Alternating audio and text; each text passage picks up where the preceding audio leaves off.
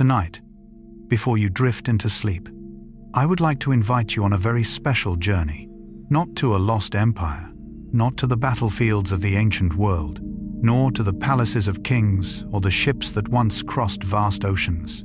Instead, this is a journey through ideas. Ideas so small that, at first, they existed only in the mind of a single human being, a fleeting spark, a simpler question, a moment of curiosity. Yet over time, those ideas transformed the entire course of human history. Take a moment to look around wherever you are sitting right now.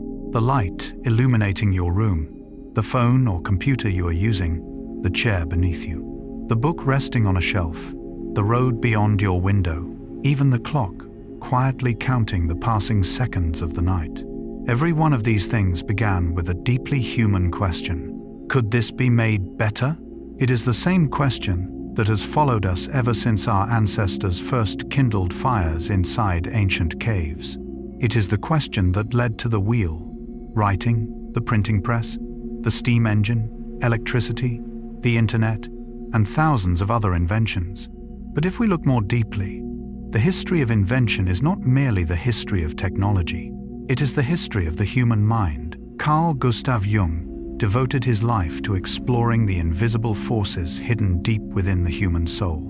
He believed that beneath every culture, every era, and every individual, there exists a shared longing, a longing to explore the unknown, a longing to transform darkness into light, a longing to recognize new possibilities where others see only limitations.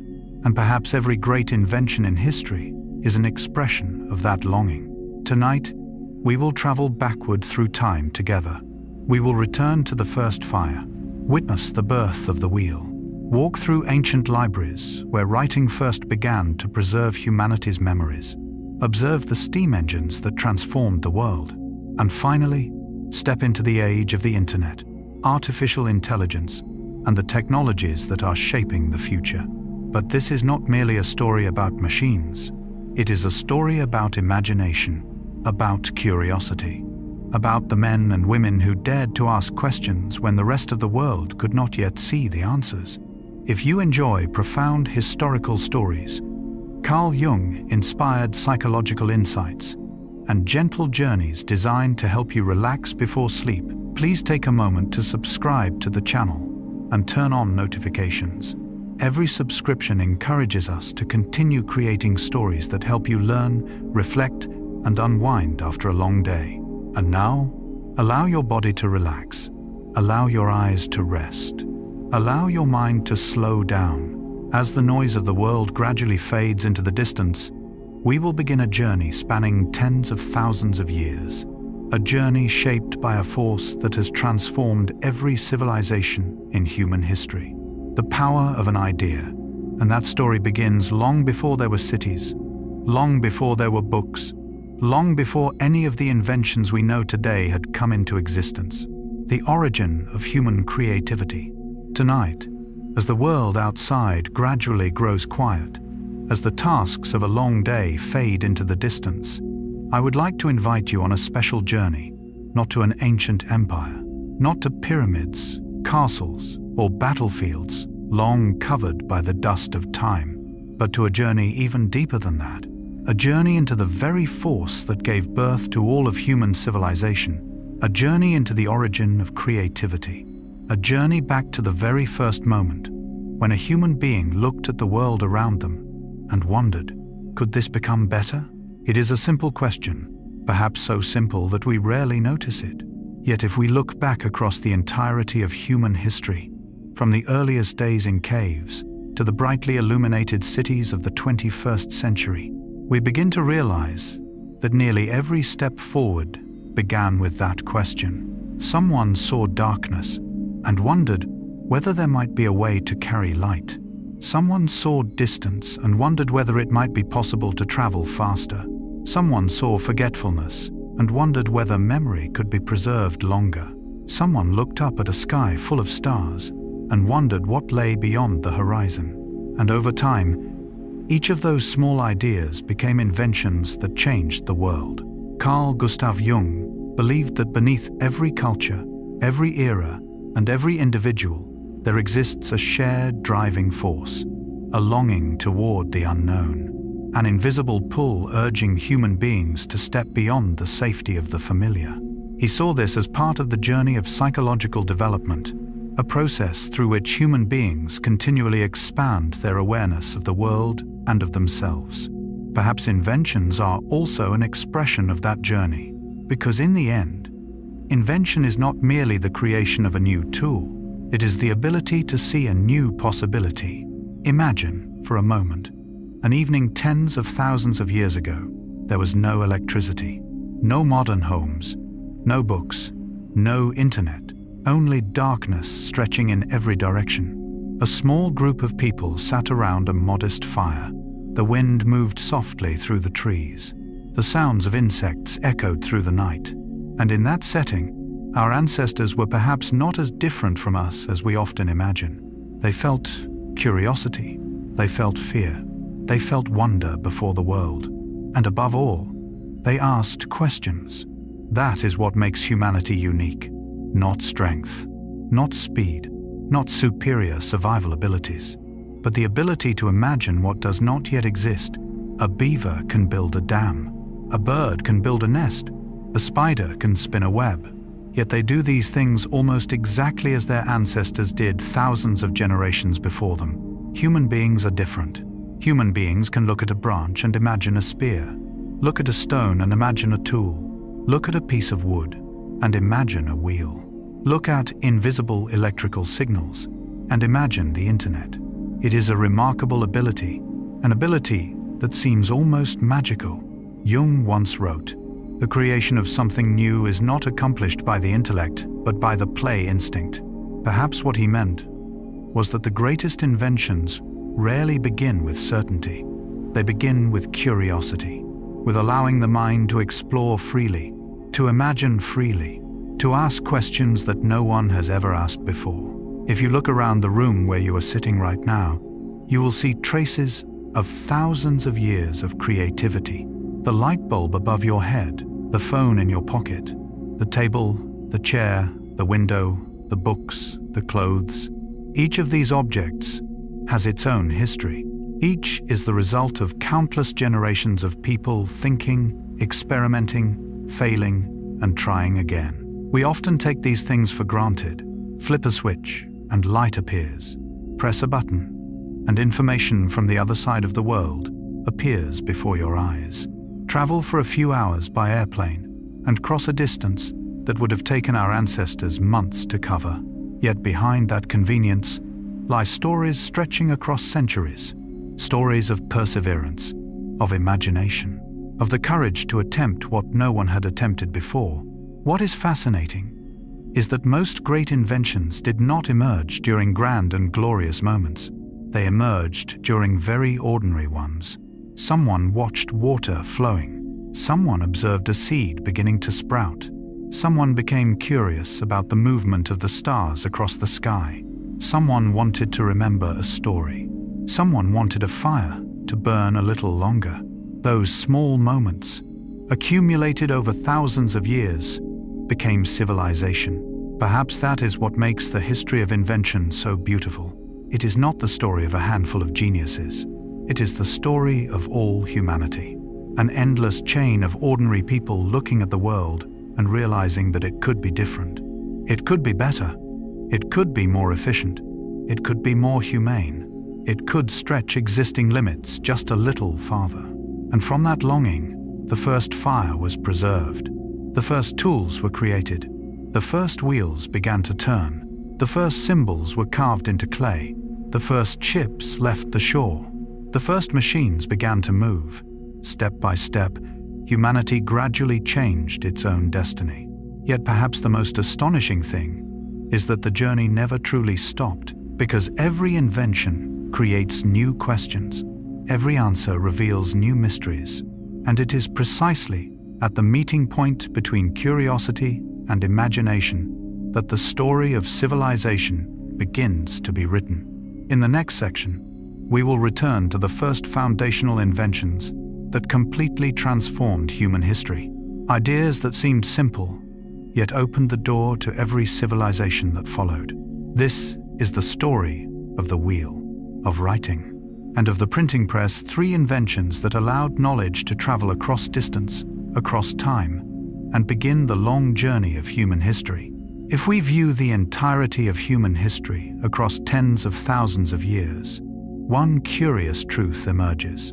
The greatest inventions rarely appear like a sudden bolt of lightning across a clear sky. More often, they resemble a seed, a small idea planted in someone's mind. At first, almost nobody notices. Nobody knows it will change the world. Nobody knows that hundreds or thousands of years later, millions of people will live differently because of it. And then, through the patience of time, that seed begins to grow. Perhaps that is why the history of invention is also the history of hope, because every invention is an act of optimism. It begins with the belief that present reality is not the final limit, that another possibility always exists, another way, another path. Carl Jung observed that human beings do not live solely by what already exists. We also live by images of the future. We are drawn forward by possibilities we have not yet reached. In a sense, every inventor sees the future before the future arrives. They see a wheel inside a round piece of wood, a book inside a clay tablet, a city inside an open field, the internet inside invisible electrical signals. That ability is not merely intelligence, it is imagination. And perhaps imagination is one of the greatest gifts nature has ever bestowed upon humanity. Take a moment to think about that.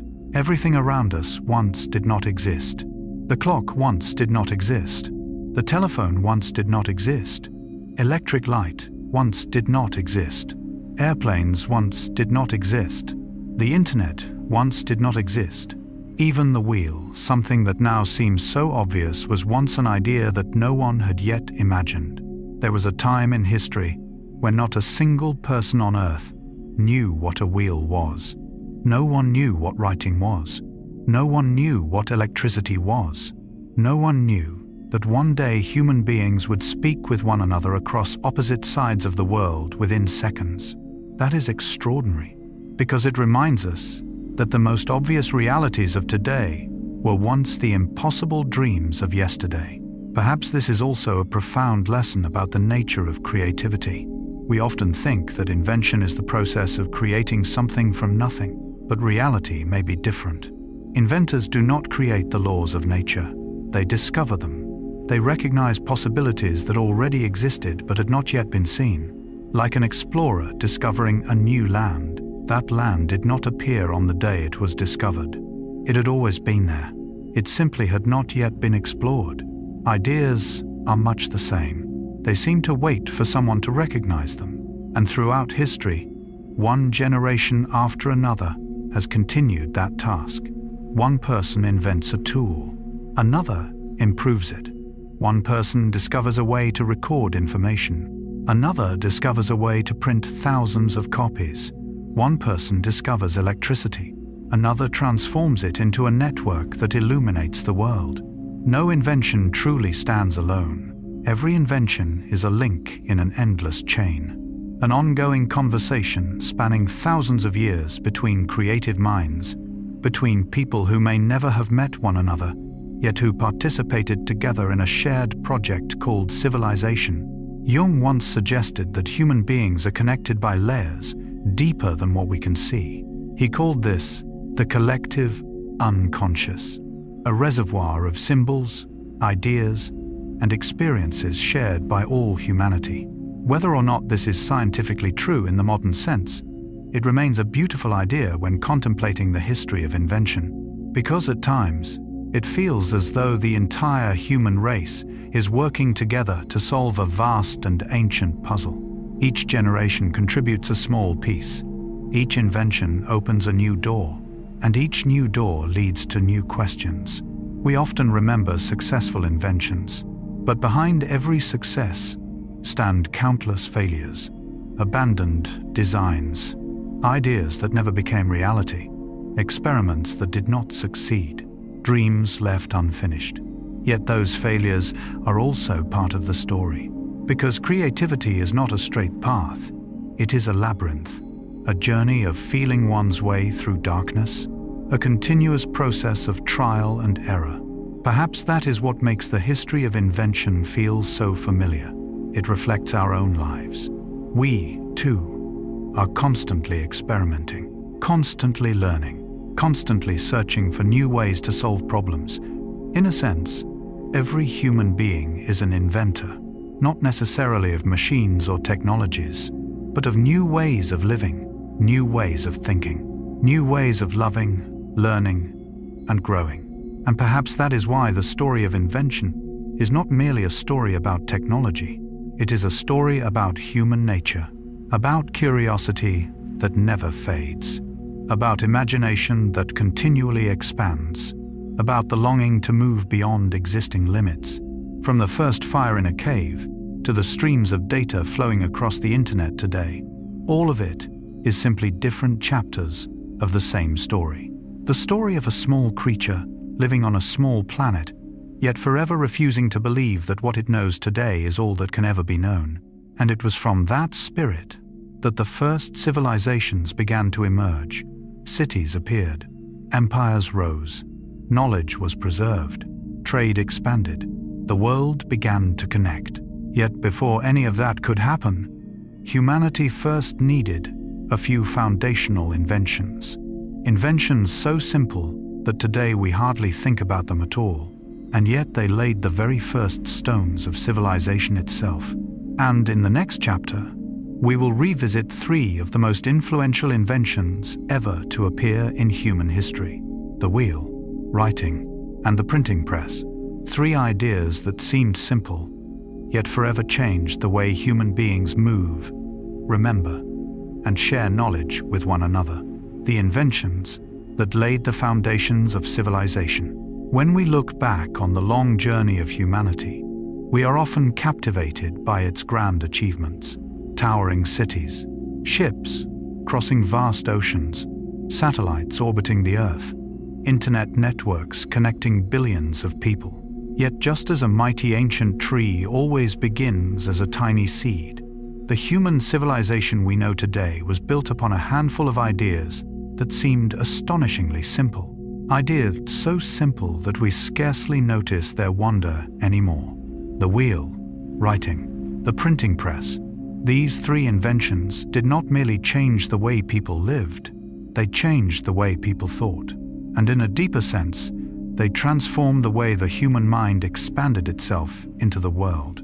Carl Gustav Jung believed that human history is not merely the history of external events, it is also the history of the development of consciousness, a long journey in which human beings gradually learn to see more, understand more, and connect more deeply with the world around them.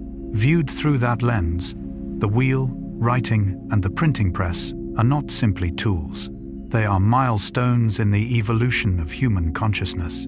They allowed humanity to transcend 3 of the greatest limitations that ever existed: the limitation of distance, the limitation of time, and the limitation of knowledge. Let us begin with the wheel. Today, it is difficult to imagine a world without wheels. Cars, bicycles, trains, industrial machinery, rolling suitcases in airports, all bear the mark of that simple invention. Yet there was once a very long period when the wheel did not exist. People walked, they carried burdens on their shoulders, they dragged heavy objects across the ground.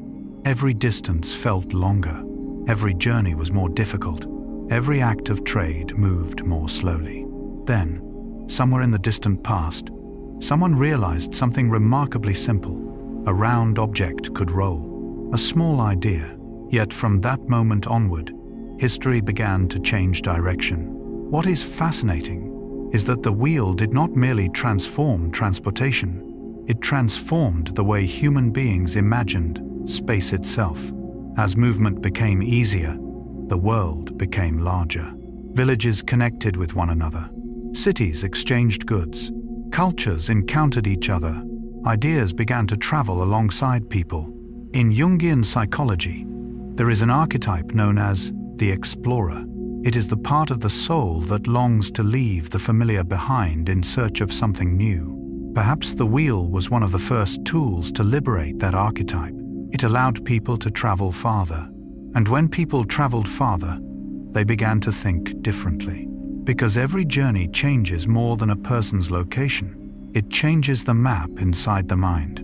But if the wheel allowed ideas to move through space, writing allowed ideas to move through time. This may be one of the most extraordinary inventions ever created.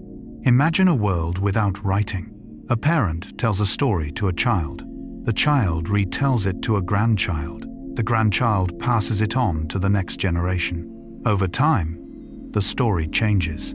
Details are forgotten. Meanings become distorted. Memories slowly fade away. For the first tens of thousands of years of human history, knowledge lived entirely within memory.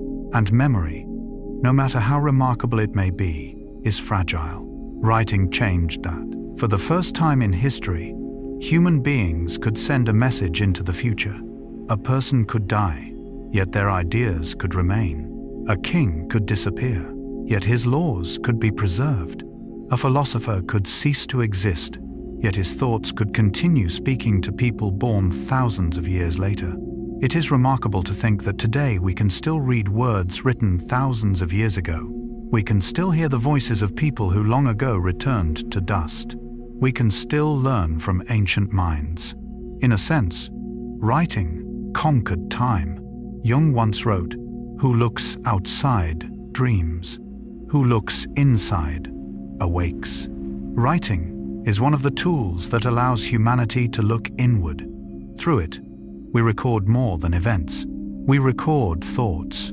We record emotions. We record dreams. We record the deepest questions of life. The first libraries of humanity were not merely repositories of documents. They were archives of consciousness, the collective memory of civilization. Yet for many centuries, knowledge remained a luxury. A book had to be copied by hand. A manuscript could require months or even years to complete. Knowledge existed, but it moved very slowly. And then another invention appeared. A quiet invention with the power to change the world. The printing press. If writing allowed knowledge to transcend time, the printing press allowed knowledge to transcend distance. Before the age of printing, books were so rare that many people never touched a single book in their entire lives. Knowledge was confined to monasteries, to palaces, to the hands of a privileged few.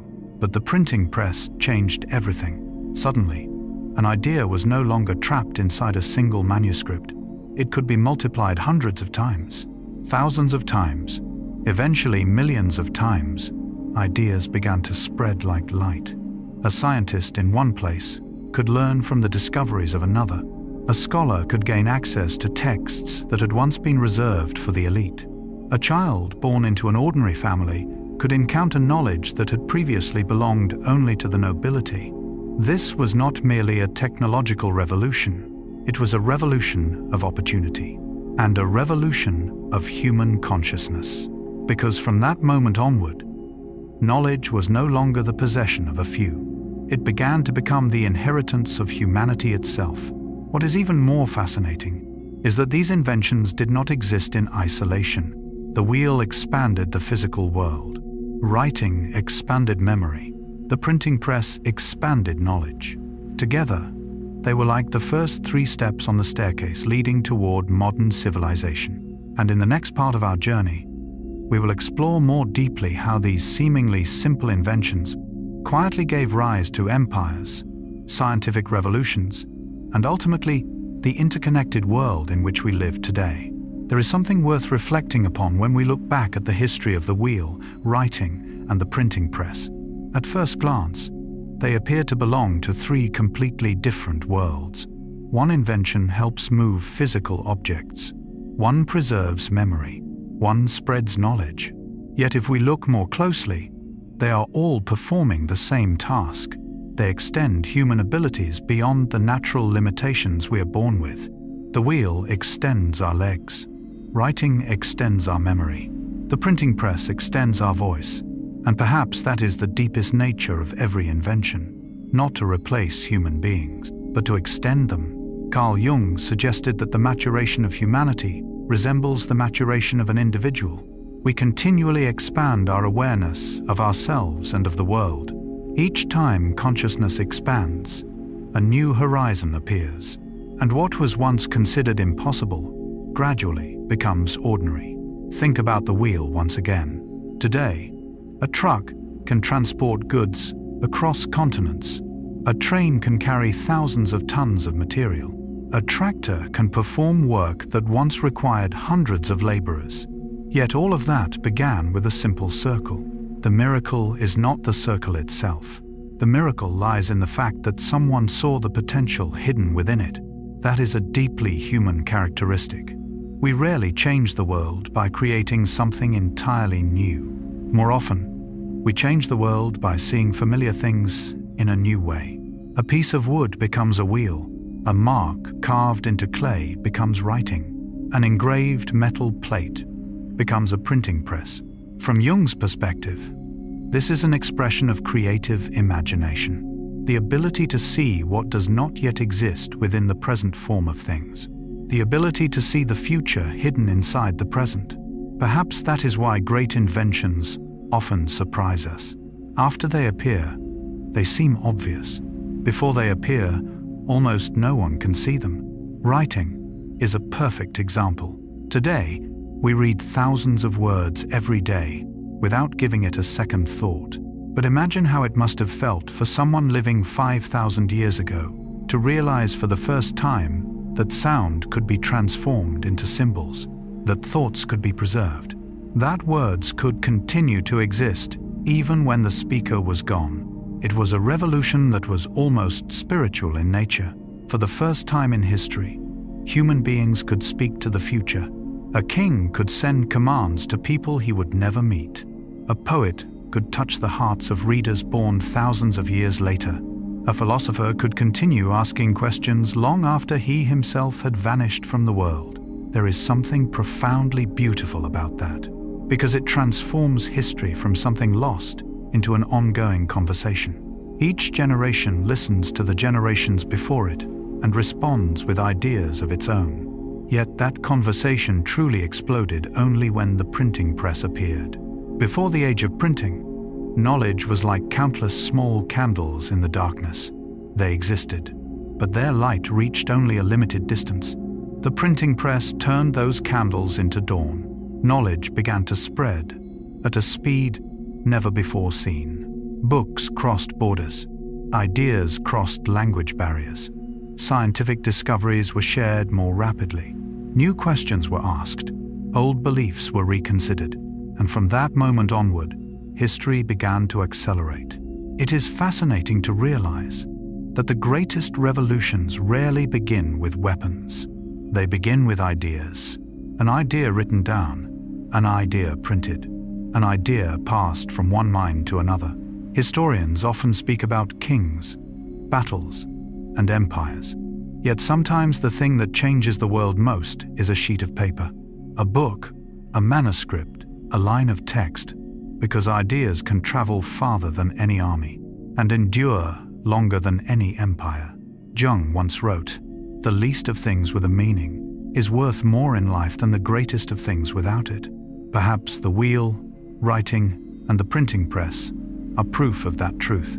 At first glance, they are not as majestic as pyramids, not as spectacular as space travel, not as overwhelming as modern cities, yet they made all those things possible.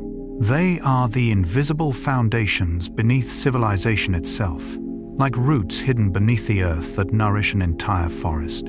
And the more we reflect upon that, the more we recognize an intriguing truth. The history of invention is not the history of machines. It is the history of questions. Every invention begins with a question. How can we travel farther? How can we remember longer? How can we share knowledge more widely? And once one question is answered, new questions emerge. That is why civilization never stands still. It is always moving, always growing, always searching for new possibilities. And it is that spirit that will carry humanity into the next chapter of our story. For once, knowledge began to be preserved and shared widely. Human beings no longer sought merely to understand the world. We began seeking ways to harness its power. The power of water, the power of steam, the power of electricity, sources of energy that would transform human history forever. And in the next chapter, we will enter an age when machines began to move, factories began to rise, and the world experienced a transformation faster than anything it had ever known before. It is the story of the steam engine, of electricity, and of the industrial age that carried civilization into an entirely new chapter, the age of energy and industry. As the wheel began to roll along the first roads of history, as writing preserved the memories of civilizations, and as the printing press liberated knowledge from the walls of libraries, humanity took its first great strides along the path of progress. Yet there remained one great limitation that human beings had not overcome: the limitation of power. For most of history, all work depended upon muscle, human muscle, animal muscle, or the unpredictable forces of nature such as wind and water. A ship could travel great distances, but only when the winds were favorable. A mill could operate efficiently, but only as long as the river continued to flow. A factory could produce goods, but it had to be built near a water source. Civilization itself seemed to live according to the rhythms of nature.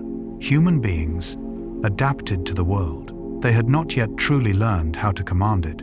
And then, as with so many great turning points in history, change began with a question that seemed deceptively simple. Could power be created anywhere?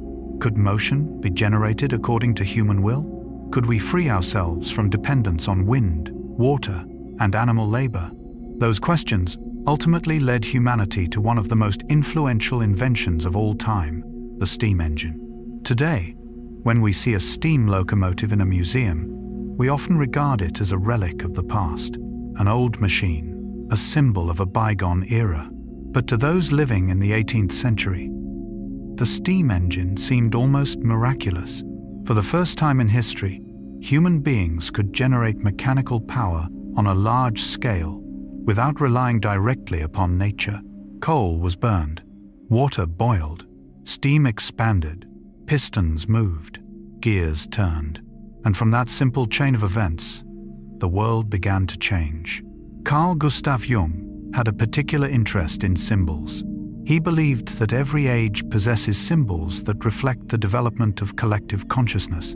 If the pyramids symbolized power in the ancient world, and the cathedrals symbolized faith during the Middle Ages, then perhaps the steam engine became one of the defining symbols of the industrial age, for it embodied a new aspiration in human history. The aspiration to master energy, the aspiration to transform invisible forces into tools that could serve human life. For thousands of years before that, energy had always been scarce. Each person could work only within the limits of their own strength. A horse could pull a wagon. A team of oxen could plow a field. But then the steam engine arrived. Suddenly, a machine could perform the work of dozens, even hundreds of people. Factories began to rise. Great wheels turned without rest. The first production lines emerged.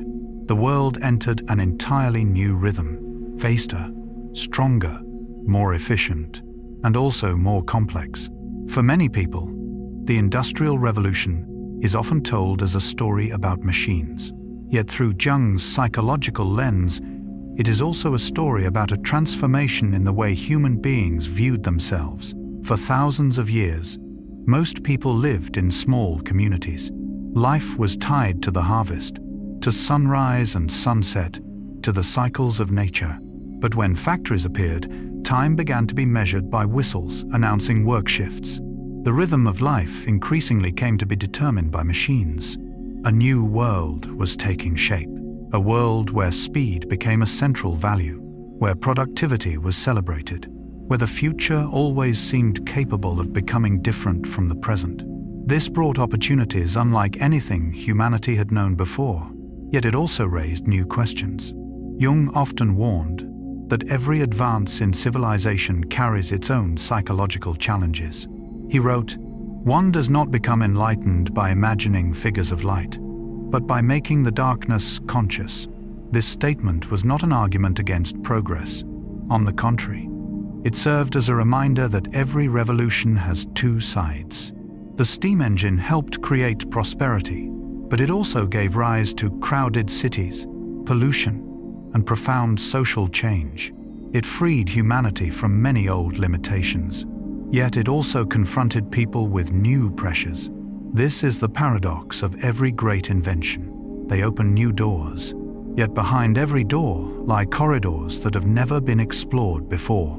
Even so, when viewed from the distance of centuries, the significance of the steam engine becomes unmistakable. It was not merely a machine, it was a turning point, a moment from which history itself began to accelerate. Railways connected cities, steamships crossed oceans, goods moved more quickly, ideas spread more rapidly, people traveled farther, the world grew smaller, yet the story of energy did not end there.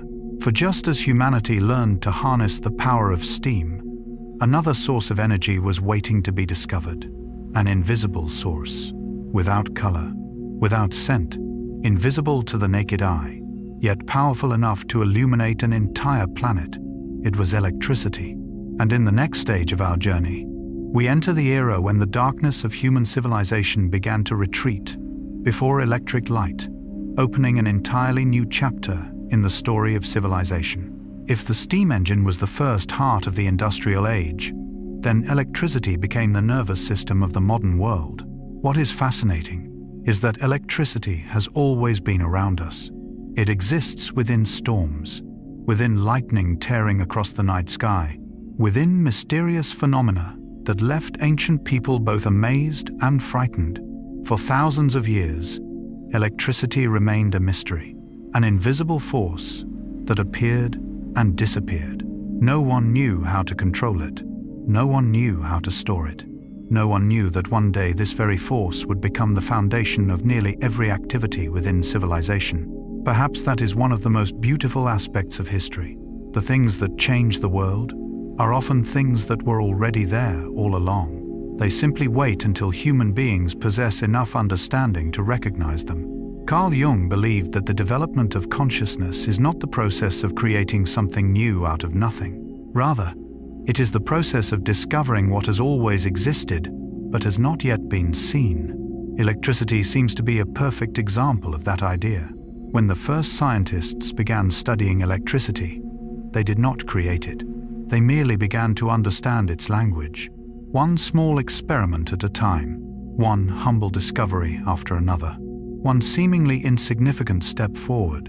And then, like so many stories in the history of invention, those small pieces eventually came together to form a revolution. Today, it is difficult to imagine life without electricity. But try to return for a moment to a city at the beginning of the 19th century. When the sun set, darkness quickly covered everything. The streets became quiet, shops closed, production gradually came to a halt. The rhythm of life remained bound to the cycle of natural light. Then electricity arrived.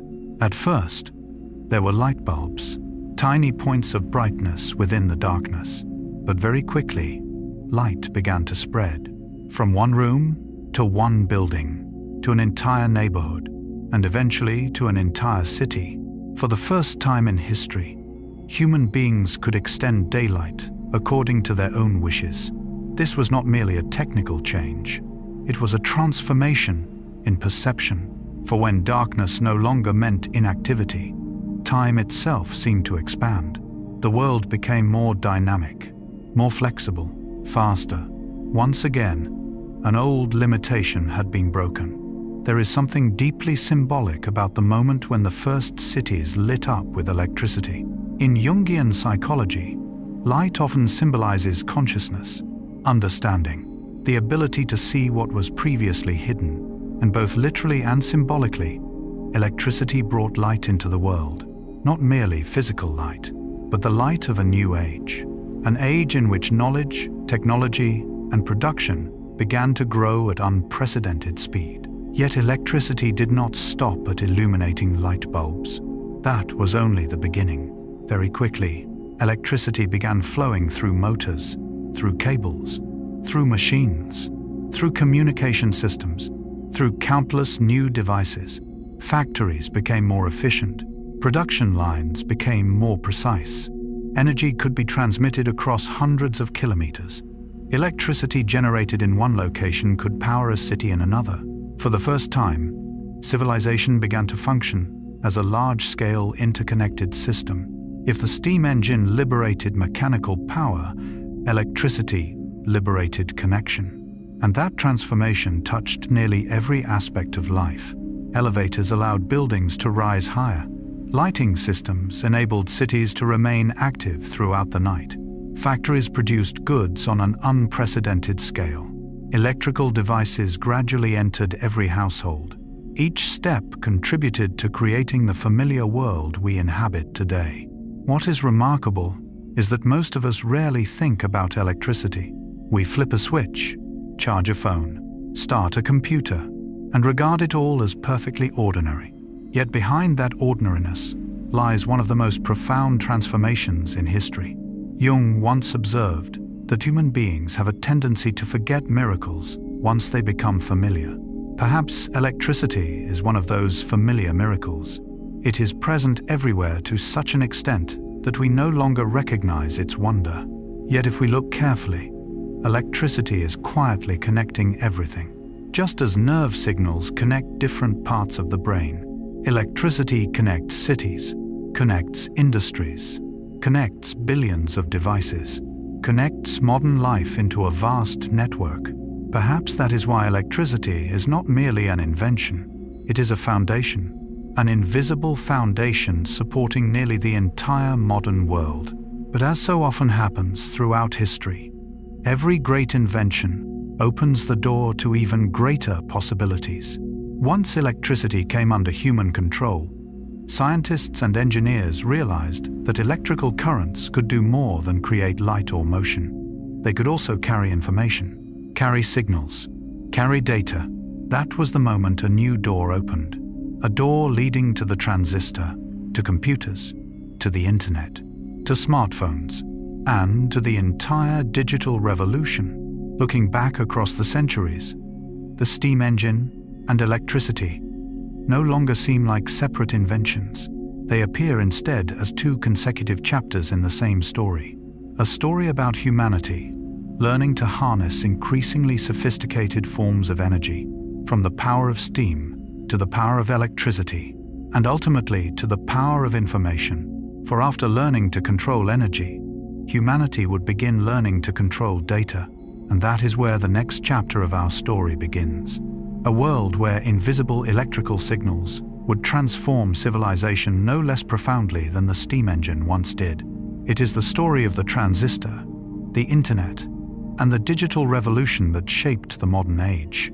The digital revolution, when the first cities began to glow beneath electric lights, when factories operated with engines more powerful than anything previous generations had ever known. Many believed that humanity had finally entered the modern age, and in many ways, they were right.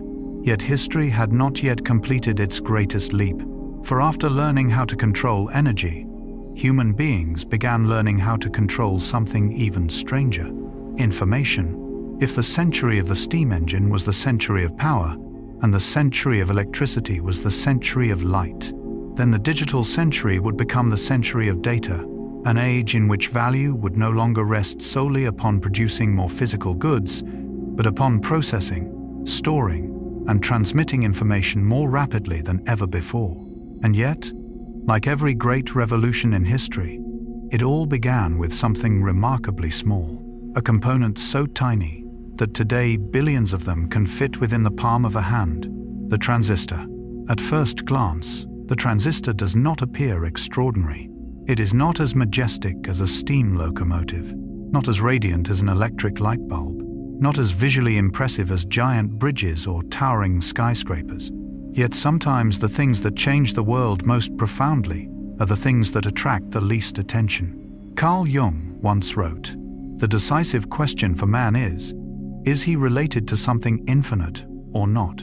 It is fascinating to think that the transistor, an object of extraordinary smallness, would eventually become a doorway connecting humanity to a nearly infinite world of information.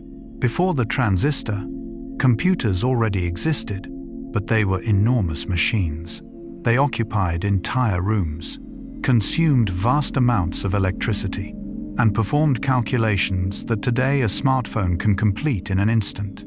Those early computers were like awkward giants, filled with potential, yet constrained by their size and technology. Then the transistor arrived, and everything began to change. Bulky vacuum tubes were gradually replaced. Computers became smaller, faster, more reliable, more affordable. What few people realized at the time was that they were witnessing the beginning of an entirely new revolution. Not a revolution of machinery, but a revolution of information. Each tiny transistor resembled a neuron, and as millions, then billions, of transistors became connected, machines began to form something resembling an artificial nervous system, a network capable of processing data with ever-increasing complexity. If the steam engine amplified human muscle, the transistor amplified human thought. It was an extraordinarily profound turning point. For the first time in history, human beings were not merely creating tools that assisted labor, we were creating tools that assisted thinking. Jung spent many years exploring the nature of consciousness. He observed that human awareness develops by connecting separate experiences into a meaningful whole. It is fascinating to recognize that computers do something similar. They connect individual pieces of data, transform them into information, transform information into knowledge, and sometimes help human beings perceive patterns that were previously invisible. Yet the transistor was only the beginning. For as computers grew increasingly powerful, a new question emerged. What would happen if these machines could communicate with one another? What would happen if information were no longer confined within individual devices? What would happen if knowledge could travel across the world in an instant? That was the moment when the internet emerged. Today, it is difficult to imagine life without the internet. We send messages, search for information, work, study, learn, entertain ourselves, build friendships, all through an invisible network that surrounds the planet. Yet when viewed more deeply, the internet is more than a technology.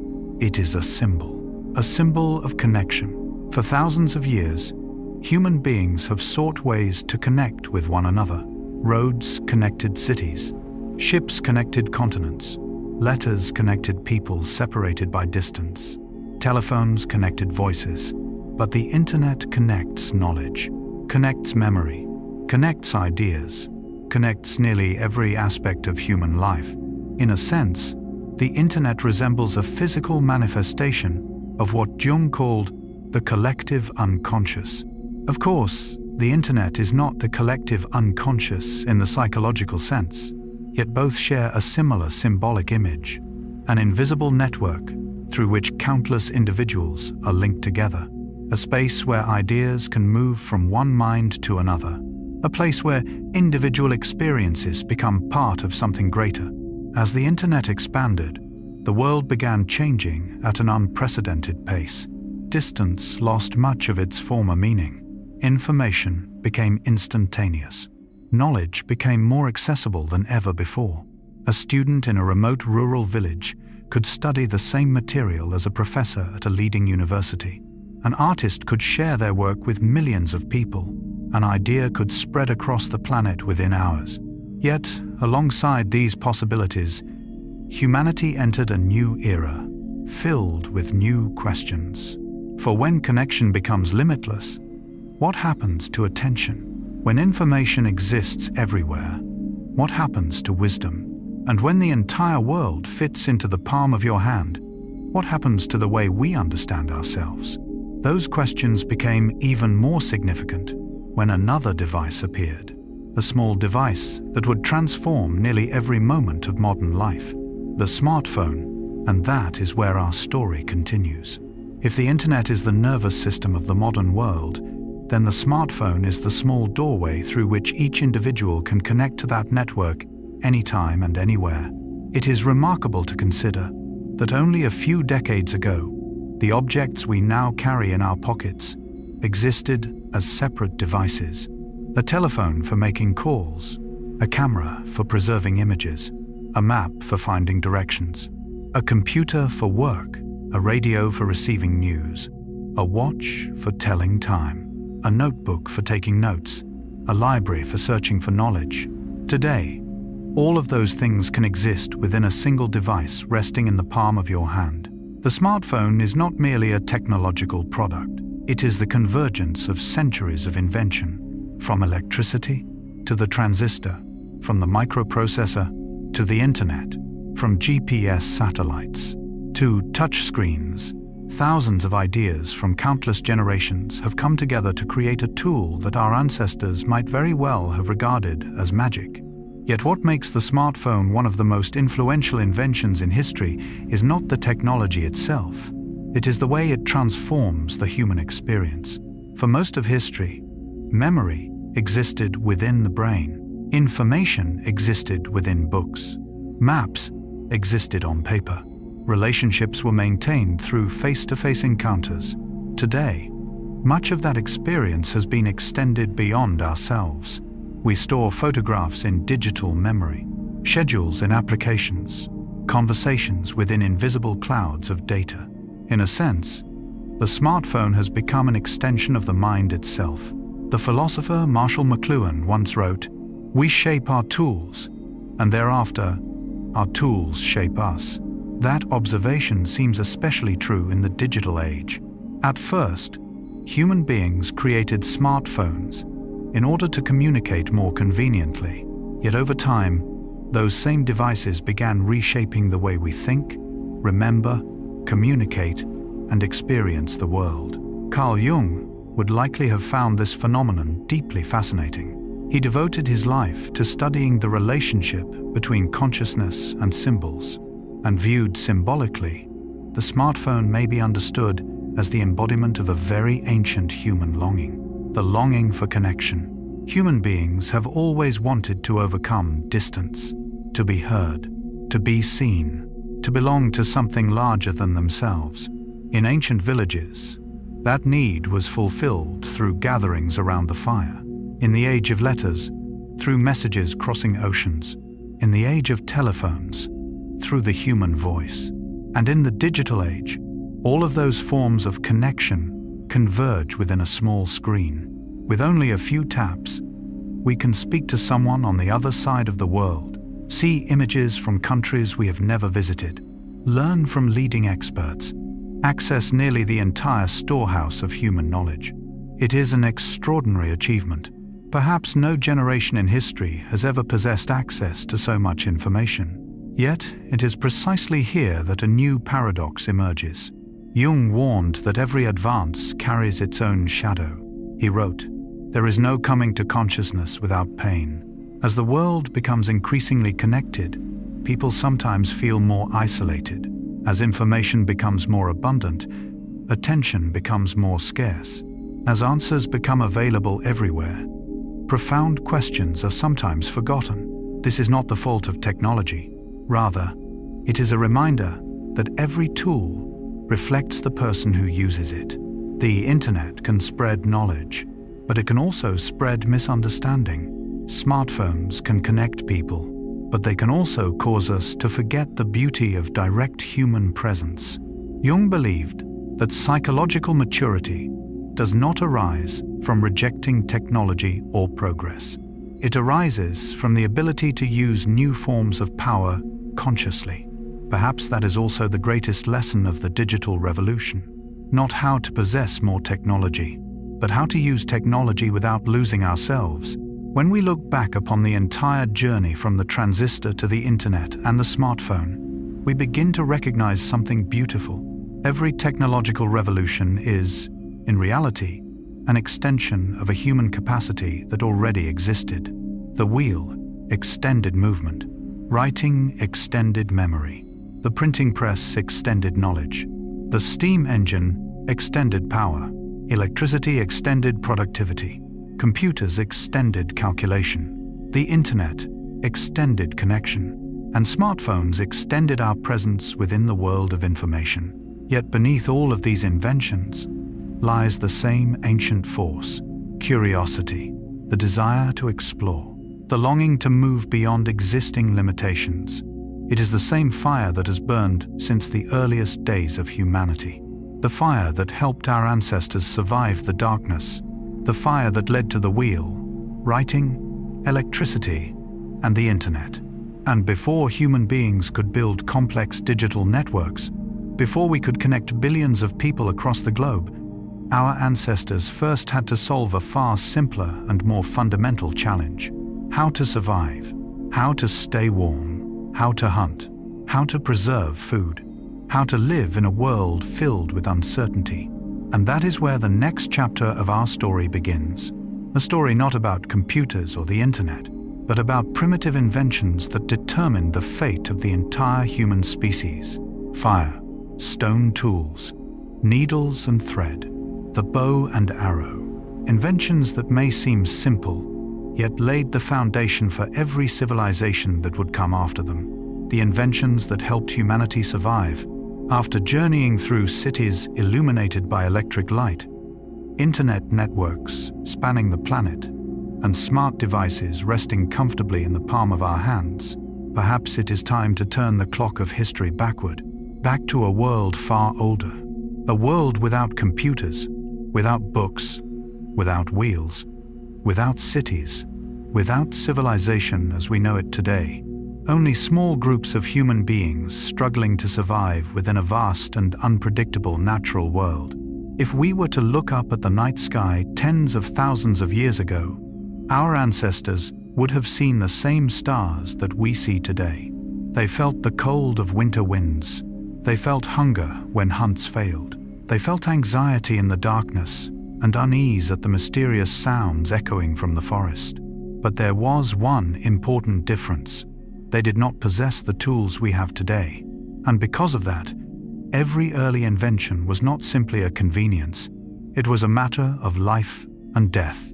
It determined whether a group could survive the winter, whether a child would grow into adulthood, whether a community would continue to exist or disappear from history altogether. Among all those inventions, perhaps none was more important than fire. Today, we ignite a stove with the press of a button. Flames appear almost instantly. It feels so ordinary that we rarely stop to think about it. But for our distant ancestors, fire was a miracle, a force both frightening and wondrous. A lightning strike setting a forest ablaze may have been the first fire human beings ever witnessed. At first, they likely watched from a distance, amazed, fearful, filled with wonder. Then one day, someone may have been brave enough to move closer, to preserve a glowing ember, to learn how to nurture a flame, to transform a natural phenomenon into a human tool. That may have been one of the greatest turning points in the history of evolution, because fire offered more than warmth. It extended the day. It drove away predators. It allowed groups of people to gather around its light and share their earliest stories. Carl Jung believed that stories are among the places where humanity's collective consciousness takes shape. And if that is true, perhaps many of humanity's first myths were told beside a fire. There, within the flickering glow against the darkness, people began to learn how to imagine, how to pass down experience, how to transform memory into culture. But fire offered another gift as well. A gift less visible, yet perhaps even more important. Cooked food. When food is cooked, the body expends less energy digesting it. More energy becomes available for the brain. Over time, this contributed to the development of human cognition. It is remarkable to think that part of the history of philosophy, science, art, and technology may have begun with a warm meal, a small fire in the night, a simple invention that changed the destiny of an entire species. Yet fire was only the beginning, for as soon as human beings learned to control fire, they began searching for ways to extend their own power. That was when stone tools appeared. If fire allowed people to transform their environment, Stone tools allowed them to transform the capabilities of their own bodies. A bare hand has limits. A hand holding a tool is something different. A sharp stone can cut, can create other tools, can transform a physically vulnerable creature into an effective hunter. Jung believed that one of humanity's deepest characteristics is the ability to turn the external world into an extension of itself.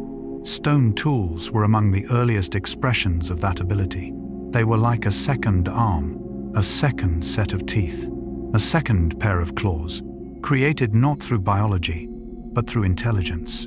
Human beings do not possess the claws of a lion, the speed of a cheetah, or the strength of a bear, but we possess the ability to create tools.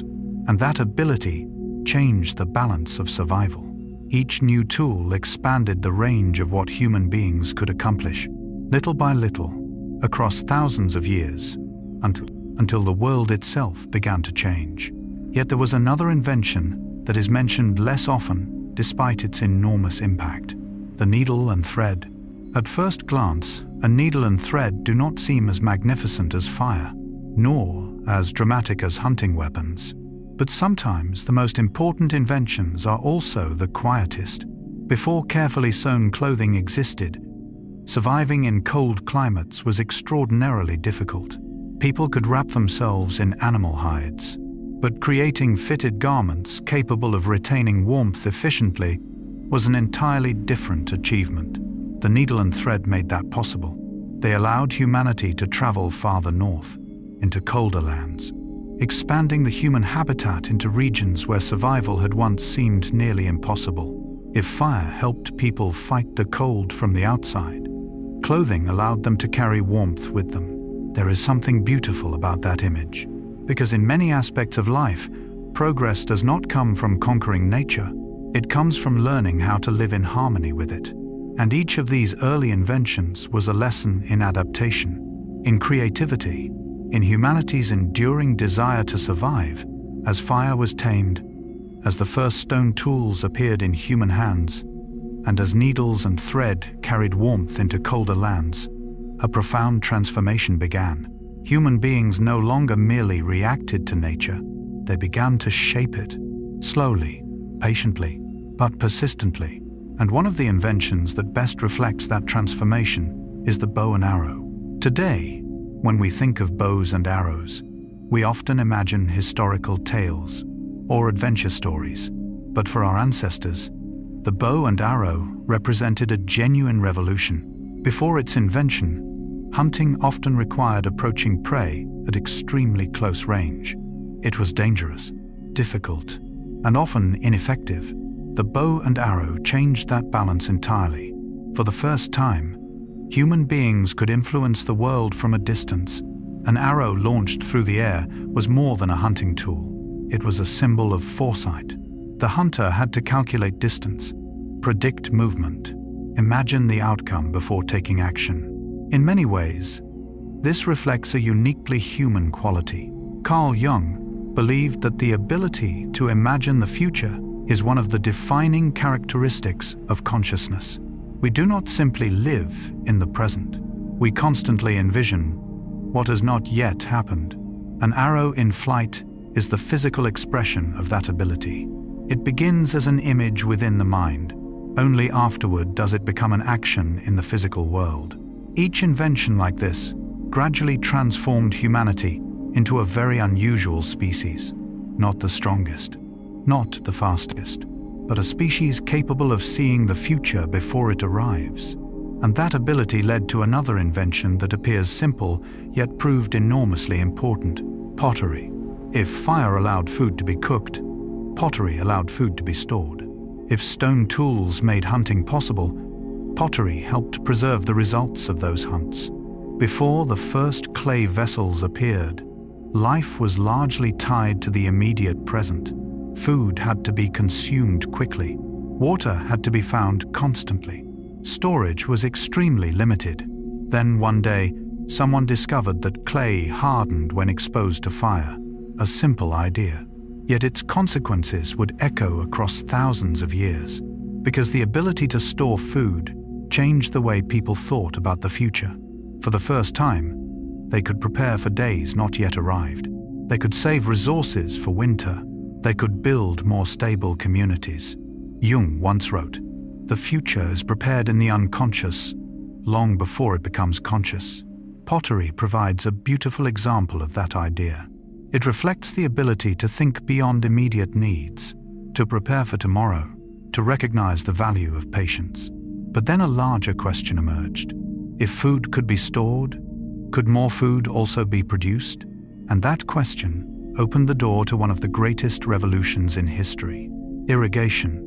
For tens of thousands of years, life depended upon rainfall.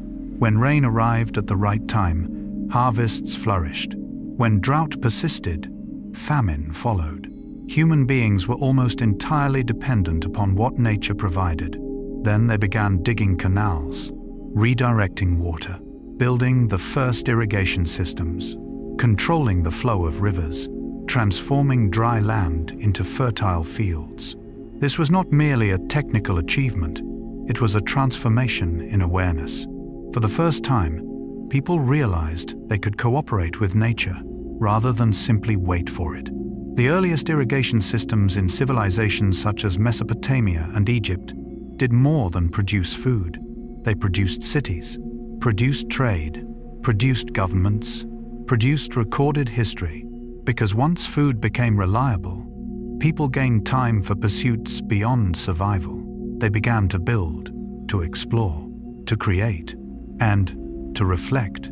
Yet for those fertile fields to become even more productive, another invention appeared: the plow. Today, modern tractors make it easy to forget that for most of history, the plow was among civilization's most important tools. A simple plow could transform hard ground into farmland, increase food production, support larger populations. And as populations grew, great civilizations began to emerge. What is fascinating is that many of humanity's most important inventions had little to do with war or power. They had to do with food, water, shelter, the most fundamental human needs. Because before there could be philosophy, science, or art, people first had to survive. Every later achievement was built upon that foundation. Yet the story still was not finished. For even as fertile fields appeared and prosperous communities emerged, new horizons waited beyond them.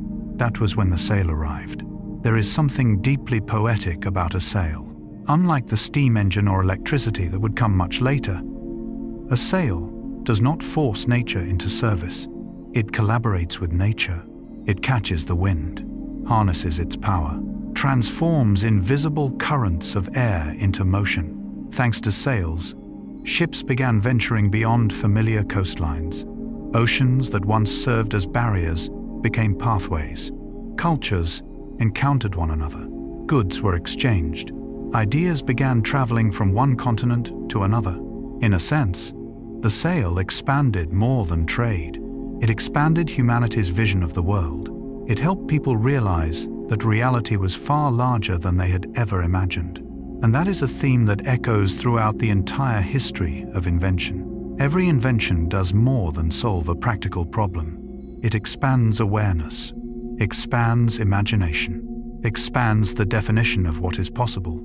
From the first fire glowing in the darkness, to stone tools, from needles and thread to the bow and arrow, from pottery to irrigation, from the plow to the sail.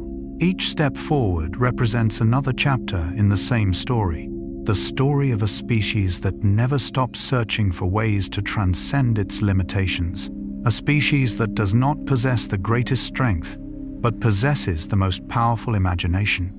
And it is that imagination that will continue carrying humanity into even greater journeys, not only across oceans, but across knowledge, across mathematics, across science, across discoveries that transformed the way we understand the very world in which we live. And that is where the next chapter of our story begins. A story about numbers, symbols, and abstract ideas that quietly transformed the course of human history. That will be the next chapter. The inventions that helped humanity explore the world.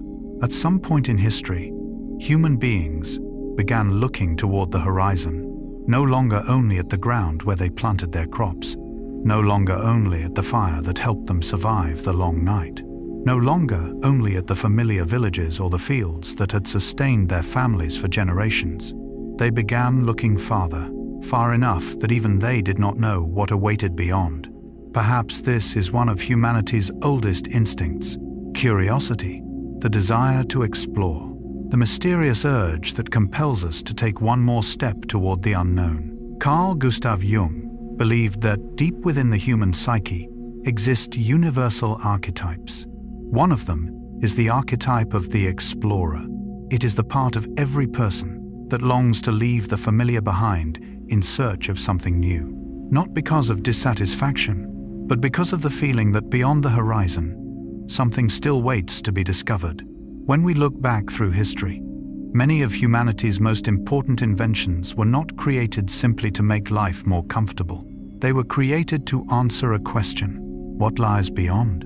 And it was this question that led to the creation of tools that allowed human beings to extend their vision far beyond their natural limits. One of those tools was the compass.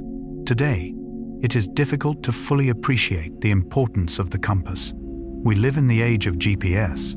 A quick glance at a smartphone can reveal our location with astonishing accuracy. But imagine a sailor living 1,000 years ago, surrounded by nothing but the ocean, sky and water stretching endlessly in every direction.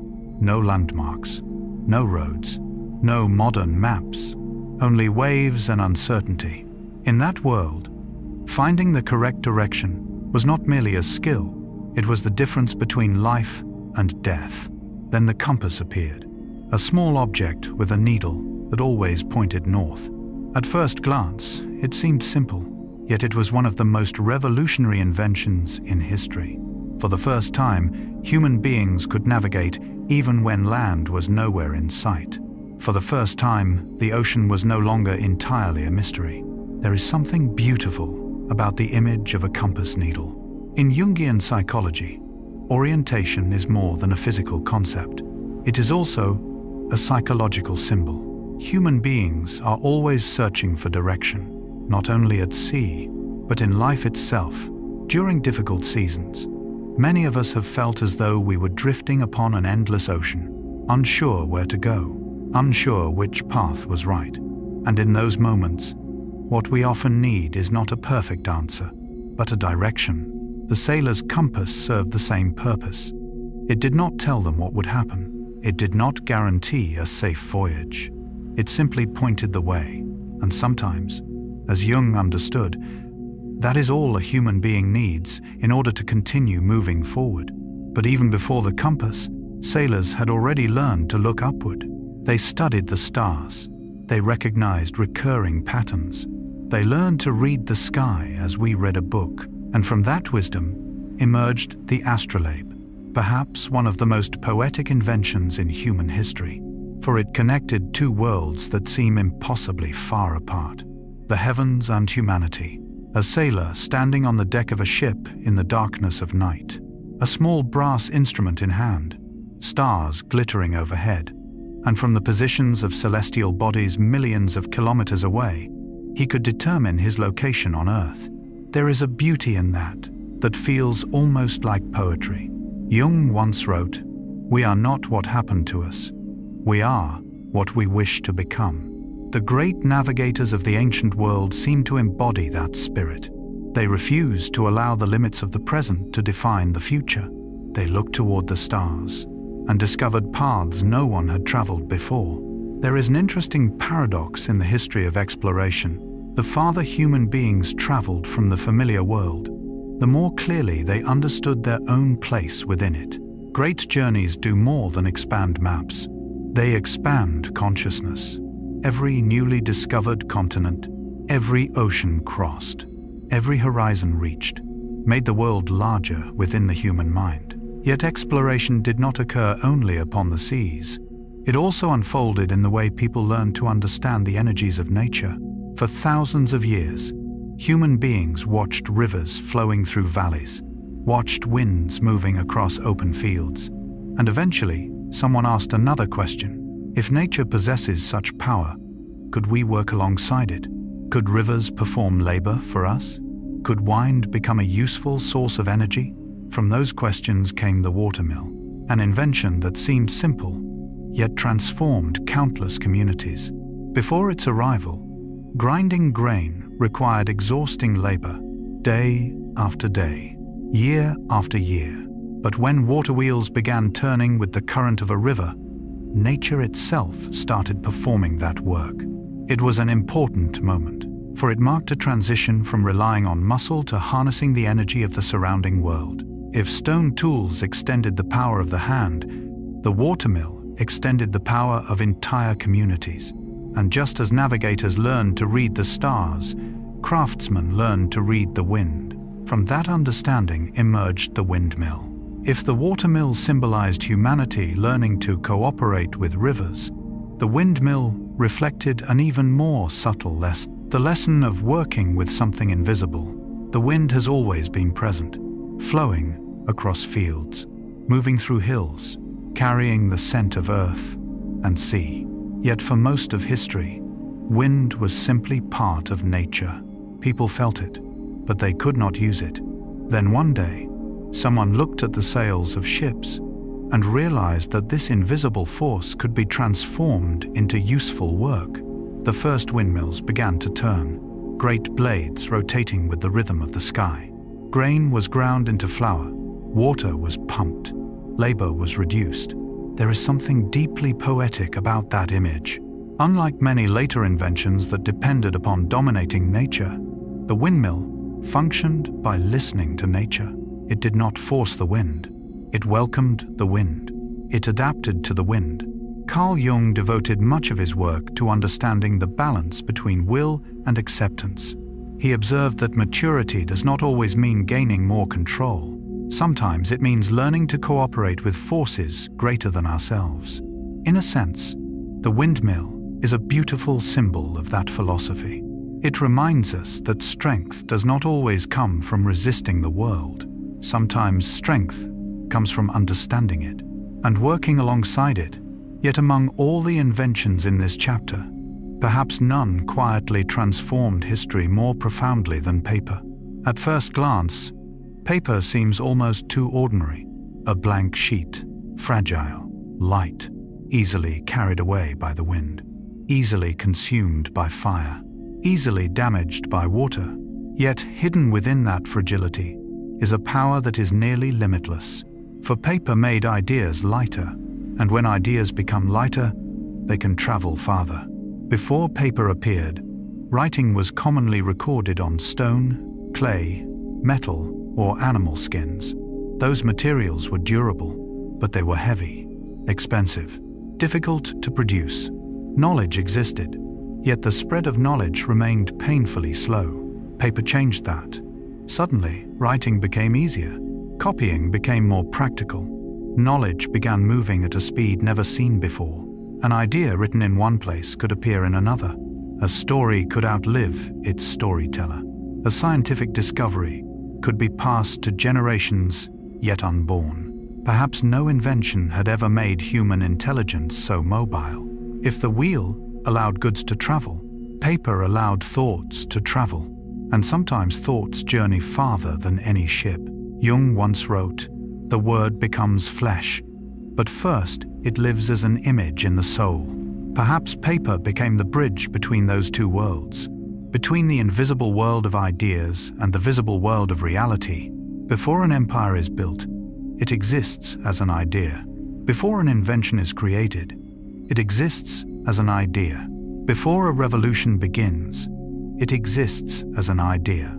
And paper allowed those ideas to be preserved, shared, multiplied. When we look back across the entirety of human history, we discover that the greatest transformations often begin with the smallest things.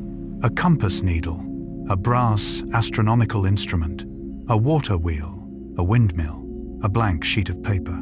None of these seem like tools capable of changing the world. Yet each one did exactly that. Because the true power of an invention is not found in its size, but in the possibilities it opens. The compass opened the oceans. The astrolabe opened the heavens. The watermill opened the energy of rivers. The windmill opened the energy of the air. And paper opened another ocean entirely.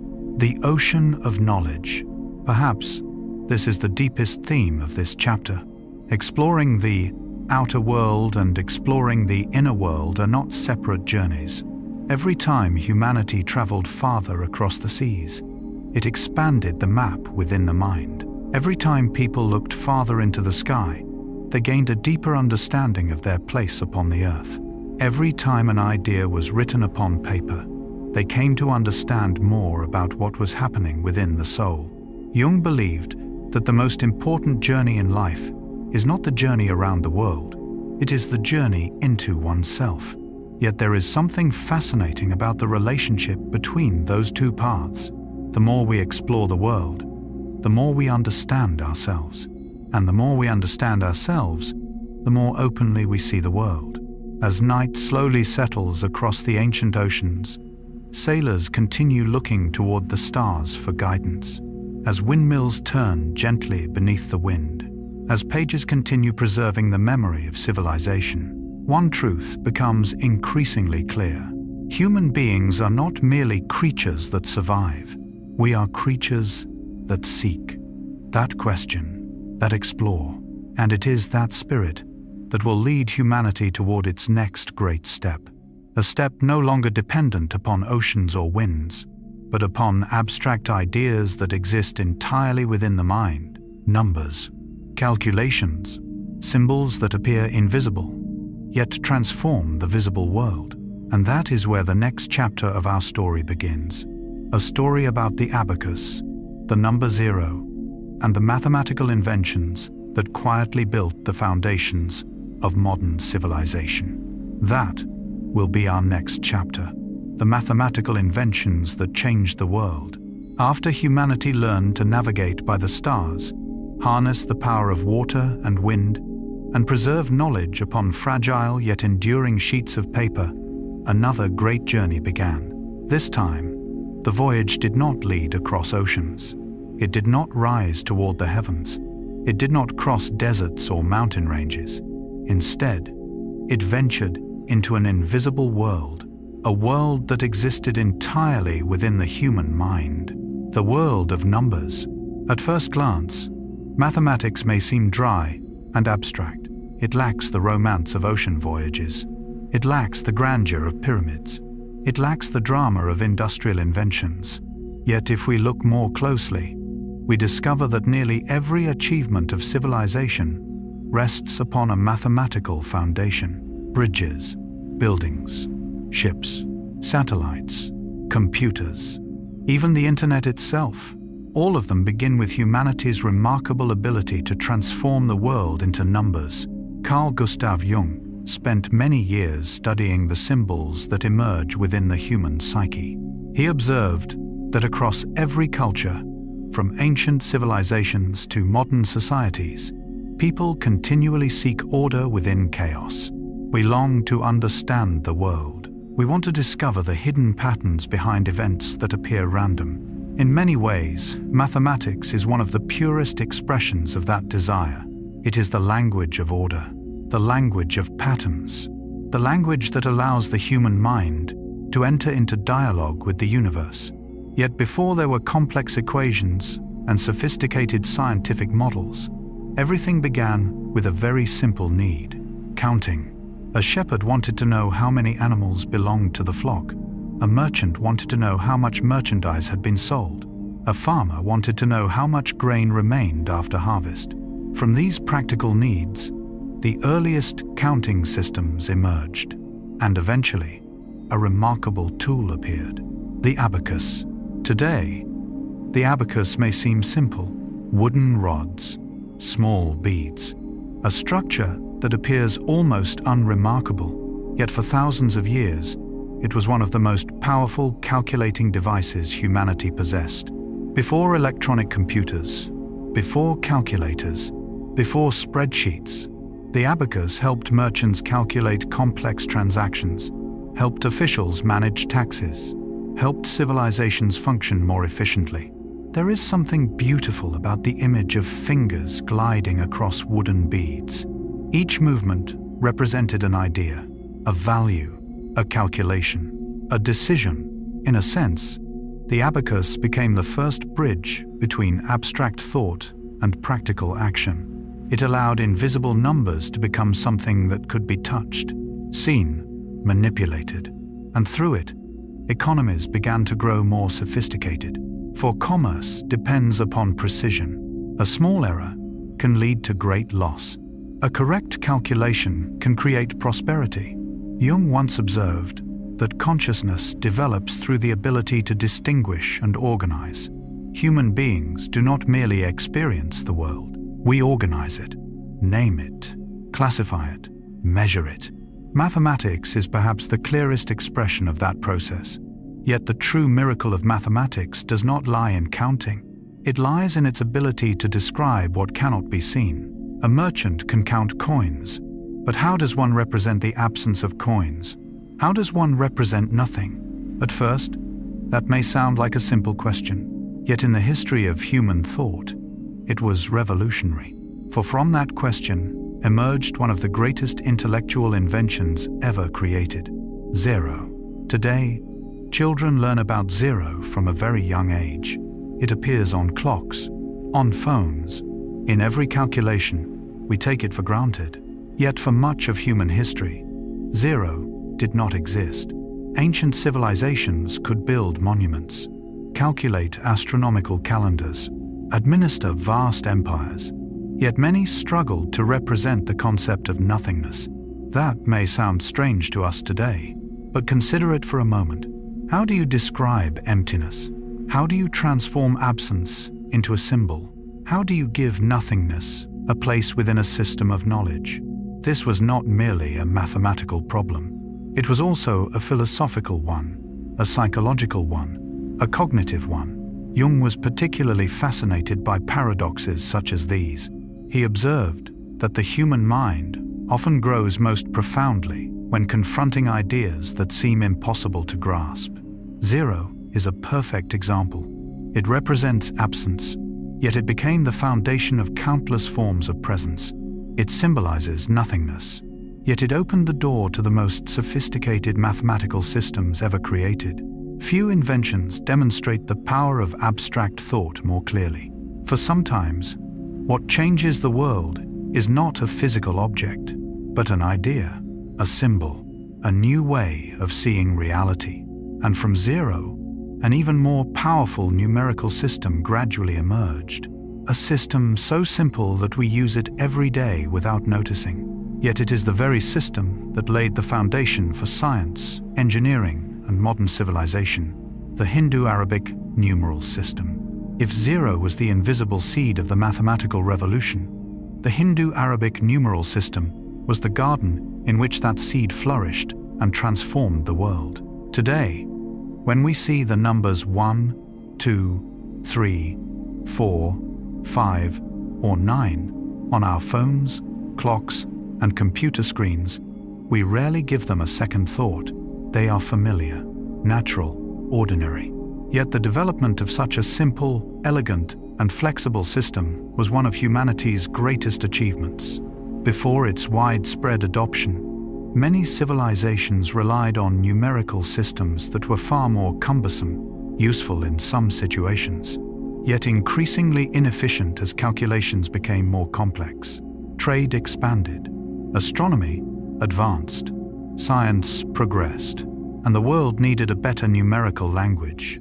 The Hindu-Arabic system arrived as the answer: 10 simple symbols, from 0 to 9, yet capable of representing any number the human mind can imagine.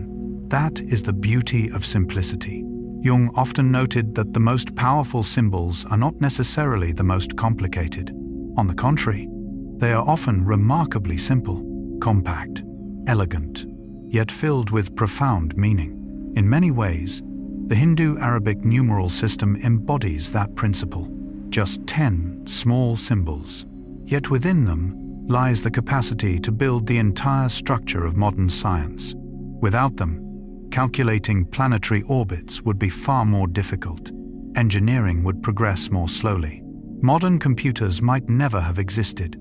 The remarkable thing is that numbers themselves are not material. They have no weight, no color, no permanent physical form beyond the symbols we assign to them. Yet they possess the power to reshape the physical world. It is one of history's most beautiful paradoxes.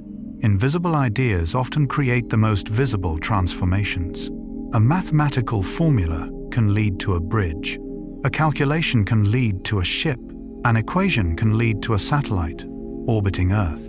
And when we recognize this, we begin to understand that mathematics is not merely a tool, it is a way of seeing the world. The famous astronomer Galileo once wrote, "Mathematics is the language with which God has written the universe."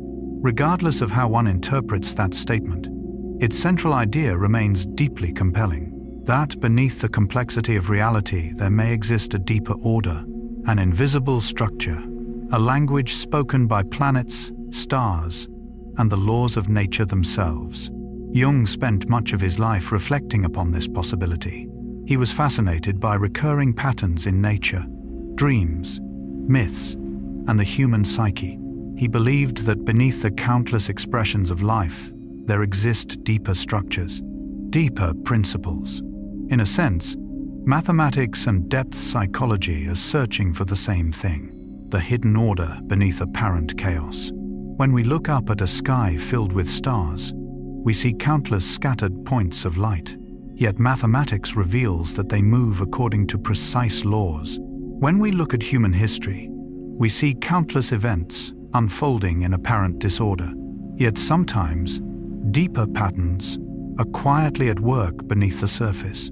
Mathematics teaches us that the world is not entirely random. There are patterns, structures, principles waiting to be discovered. Perhaps that is why mathematics possesses a unique beauty, not the beauty of color or sound, but the beauty of harmony, of things fitting together perfectly. A balanced equation, a symmetrical geometric form, a simple law that explains countless phenomena. It is a kind of beauty that many scientists describe as being remarkably close to art. Yet perhaps the most extraordinary quality of mathematics is its ability to connect things that seem impossibly far apart. A calculation developed in ancient India may be used in a modern European observatory. A numerical concept created thousands of years ago may become the foundation of today's smartphones. Numbers transcend borders, languages, and centuries. They become part of humanity's shared inheritance. And that is what makes mathematics unique. It belongs to no single nation, no single era. It belongs to all of us. Jung once wrote, "Who looks outside, dreams. Who looks inside, awakes." The quote is often interpreted psychologically, yet when reflecting on the history of mathematics, it acquires another meaning. For the greatest mathematical discoveries were not found in nature itself. They were found within the depths of human thought. They emerged from reflection, imagination, abstraction, and the exploration of invisible principles. Numbers do more than help us understand the world. They help us understand how we think about the world. Perhaps that is why mathematics stands at the crossroads of science and philosophy, between reality and ideas, between the outer world and the inner world. Looking back on the journey from the abacus to zero to the Hindu-Arabic numeral system, we realize that these inventions did not transform civilization through physical force. They transformed it through the power of thought. They remind us that the greatest revolutions do not always begin with machines, or engines, or monumental structures. Sometimes they begin with a simple idea inside the human mind, a symbol, a number, a new way of seeing reality. And those invisible ideas would continue opening new horizons. For once humanity learned to measure more accurately, calculate more precisely, and understand the laws of nature more deeply, it began creating instruments capable of seeing what the naked eye could never see.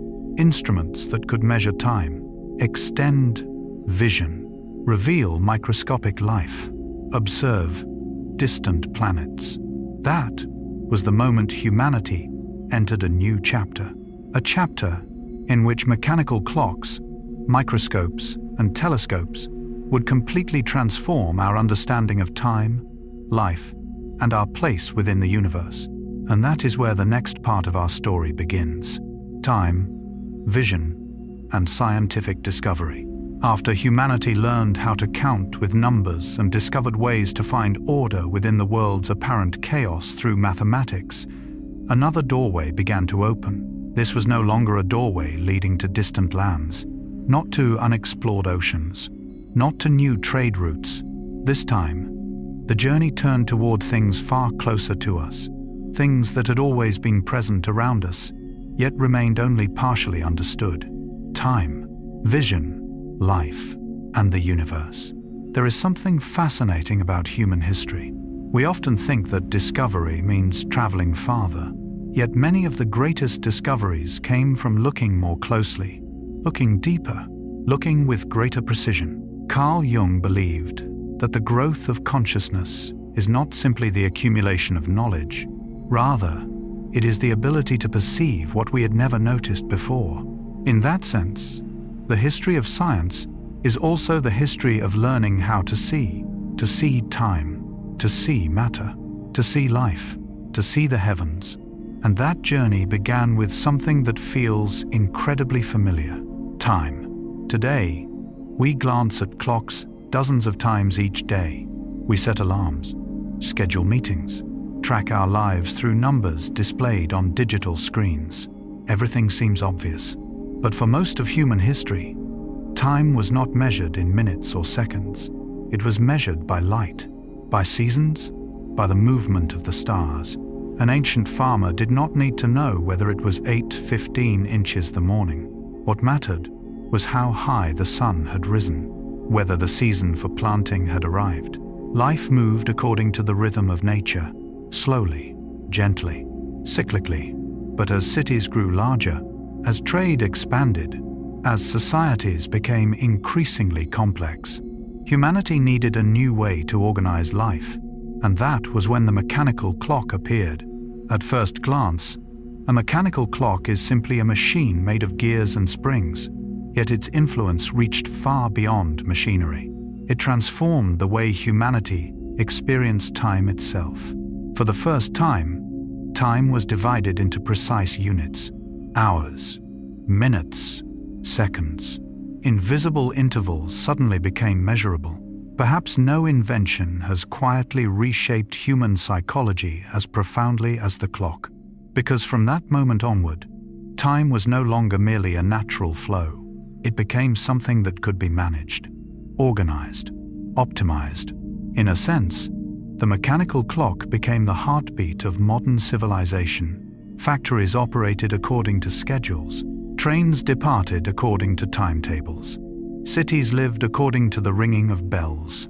Jung once observed that human consciousness constantly seeks to create order within the flowing uncertainty of life.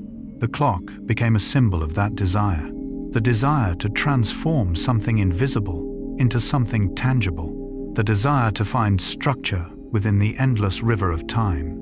Yet the clock also raises a profound question.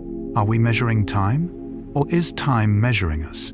Each movement of a clock's hands marks not only the passage of the world, it also marks the passage of our own lives. Perhaps that is why time possesses a beauty touched by gentle melancholy. It reminds us that everything changes, everything moves, everything is finite, and because it is finite, every moment becomes precious.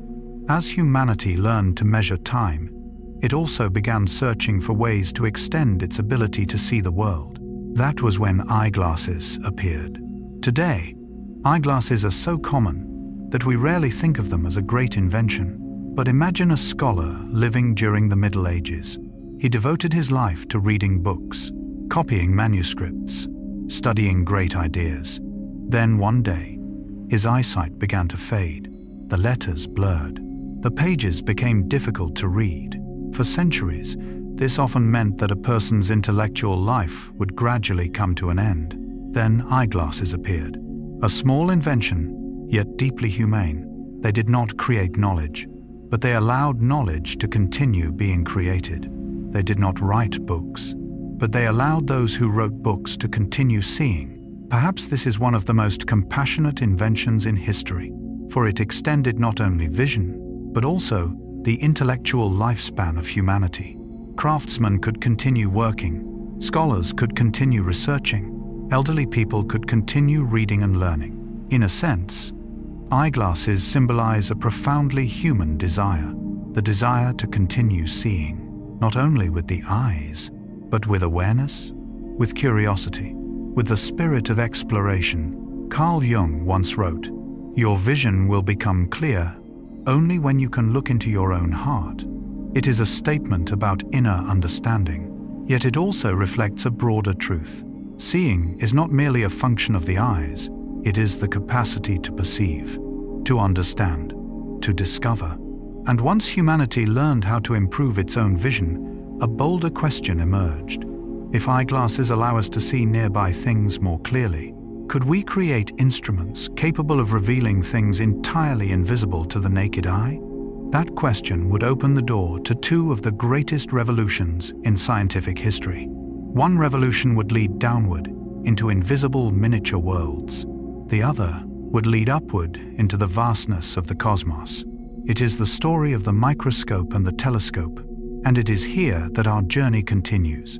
If the mechanical clock helped humanity see the flow of time more clearly, and eyeglasses helped us see the familiar world around us with greater clarity, then microscopes and telescopes accomplished something even more extraordinary. They expanded the very limits of human perception. For most of history, whatever could not be seen by the naked eye scarcely existed within human awareness. People believed they understood the world reasonably well. They saw trees, animals, rivers, the sky. Visible things shaped familiar reality. Then the microscope appeared, and for the first time, humanity realized that beneath the world it knew existed another universe entirely. A world so small that it could not be seen by ordinary sight. A world of bacteria, microorganisms, cells, forms of life that had silently existed around us for millions of years. It was a profound shock to human understanding, not unlike discovering a new continent, except that this continent did not lie beyond an ocean. It existed directly before our eyes. We simply had never seen it. There is a beautiful lesson in that realization. Reality is always larger than our awareness of it. Jung was deeply fascinated by the invisible layers of the human mind. He devoted much of his life to exploring the aspects of consciousness that often remain unseen. Dreams, symbols, unconscious motivations. In many ways, the microscope in science resembles depth psychology in the exploration of the soul. Both reveal invisible worlds. Both remind us that the most important things are sometimes the things we cannot immediately see. Before microscopes existed, illness was often explained through mysterious forces. People knew disease existed, but they did not know why. They could see the effects, but not the causes. Then the first lenses revealed an entirely new truth. Tiny living organisms surrounded us. Microscopic worlds influenced health, life, and death. From that moment onward, medicine began to change. Science began to change. And humanity's understanding of life itself began to change. The deeper we looked into the smallest things, the more astonishing nature became. A drop of water revealed an entire ecosystem. A single cell operated like a miniature city. A living body turned out to be composed of trillions of units, working together in ways far beyond what our ancestors could have imagined. Yet while the microscope guided humanity into the depths of the miniature world, another invention directed our gaze in the opposite direction, toward the sky, toward the stars, toward the infinite universe. The telescope. If the microscope revealed that we were not alone within the microscopic world, the telescope revealed how small we truly are within the cosmic one. Before telescopes existed, the night sky remained a profound mystery. Points of light shimmered above each evening. Planets moved slowly across the heavens. The moon changed its shape in recurring cycles. Human beings observed these phenomena for thousands of years, yet they saw only the surface. Then the telescope arrived, and for the first time, the stars seemed closer. The planets became clearer. The secrets of the heavens gradually began to unfold. One of the most significant moments in scientific history occurred when Galileo pointed a telescope toward the sky. He saw things no human being had seen before: mountains upon the moon, moons orbiting Jupiter. Those observations did more than transform astronomy. They transformed humanity's understanding of its place within the universe. The world no longer revolved around human beings as many once believed. We became a small part of a vastly larger picture. Carl Jung once wrote, "Man cannot stand a meaningless life." Perhaps one reason we continually gaze toward the heavens is that we are searching for meaning. We want to know where we came from. We want to know whether we are alone in the universe. We want to understand our place within the great story of existence. The telescope does not answer all of those questions, but it helps us ask better ones. And sometimes that is what matters most. For the history of science is not the history of perfect answers. It is the history of increasingly profound questions. Every great invention makes the world mysterious in a new way. The microscope revealed that life is more complex than we imagined. The telescope revealed that the universe is larger than we imagined. The clock revealed that time is more precise than we imagined. And together, these discoveries lead us toward a humbling conclusion. True understanding does not begin with certainty. It begins with wonder. Jung believed that one of the most precious qualities of the human soul is the ability to preserve a sense of awe before the world, the ability to remain amazed, to remain curious, to continue learning, even in adulthood, even after acquiring great knowledge. Perhaps that is the deepest lesson contained within the inventions of this chapter. Mechanical clocks helped us understand time. Eyeglasses helped us see more clearly. Microscopes revealed the invisible. Telescopes allowed us to see farther than anyone once thought possible. But beneath all of them lies the same lesson. The world is always greater than our current perception of it. There are always things yet unseen, always mysteries yet undiscovered. And it is that curiosity that has carried humanity forward for thousands of years. From the first clocks to modern telescopes, from handcrafted lenses to space observatories, every step serves as a reminder that humanity never stops searching, never stops asking questions, never stops expanding its vision. And it is precisely that spirit that will guide us into the next chapter. For once humanity learned how to see the world more clearly, it began searching for ways to heal it, to understand the body, disease, life itself, and the methods that could save lives. There, one of the most profoundly human revolutions in history began. A revolution that would extend the lives of billions of people and transform the destiny of our species. And that will be the story we explore next. The medical revolution. Throughout the long journey of human history, perhaps no fear has been more universal than the fear of illness. Before humanity conquered the oceans, before great cities rose across the world, before human beings set foot upon the moon, they faced an invisible enemy. An enemy that did not possess the shape of a wild beast, that did not arrive with a roar or the sound of heavy footsteps. It came in silence, hidden in drinking water, in the air, in small wounds. Within the human body itself, it was disease. Today, when we develop a fever, we can measure our temperature within seconds. When an infection occurs, antibiotics are often available. When surgery is needed, anesthesia can relieve pain. These things seem ordinary, yet for most of human history, they would have appeared unimaginable. A small cut could lead to death. A fever could take the life of a child. Even a successful surgery could become a death sentence because of infection. Human beings have always tried to heal illness, but for thousands of years, they were fighting almost entirely in darkness. They could see the consequences, but not the causes. They saw the sick, but not the bacteria. They witnessed pain, but did not understand its mechanisms. Carl Jung believed that one of the greatest tasks of consciousness is to bring light to what remains hidden. In that sense, the history of medicine is the history of bringing light into the darkest corners of life itself, step by step, patiently, humbly, hopefully. And perhaps no invention embodies that journey more clearly than the vaccine. Today, vaccines are a familiar part of life. But imagine a world where smallpox swept through communities unchecked, a world where millions died from diseases that are rarely mentioned today. To our ancestors, epidemics were like uncontrollable storms. They appeared suddenly, spread rapidly, and left immense suffering behind. Then a remarkable idea emerged. What if the body could be prepared in advance? What if the immune system could be taught to recognize an enemy before the real battle began? That idea led to vaccines, one of the most humane inventions in history. What makes vaccines extraordinary is that they do not wait for disease to appear before taking action. They act beforehand.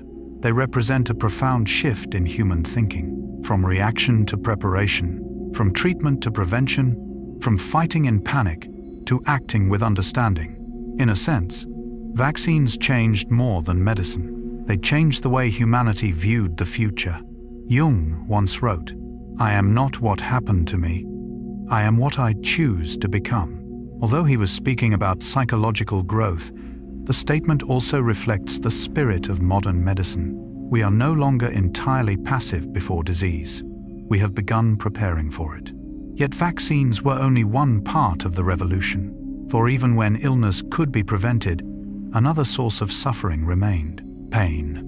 Today, when we think of surgery, we often imagine modern operating rooms, precise instruments, carefully developed procedures, safe environments.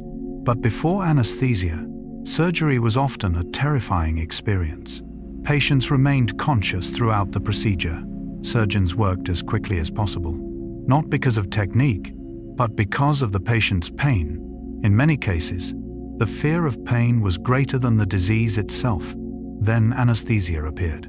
For the first time in history, human beings could temporarily separate themselves from physical suffering. This was not merely a technical achievement. It was a triumph of compassion, because the purpose of medicine is not only to prolong life, but also to reduce suffering.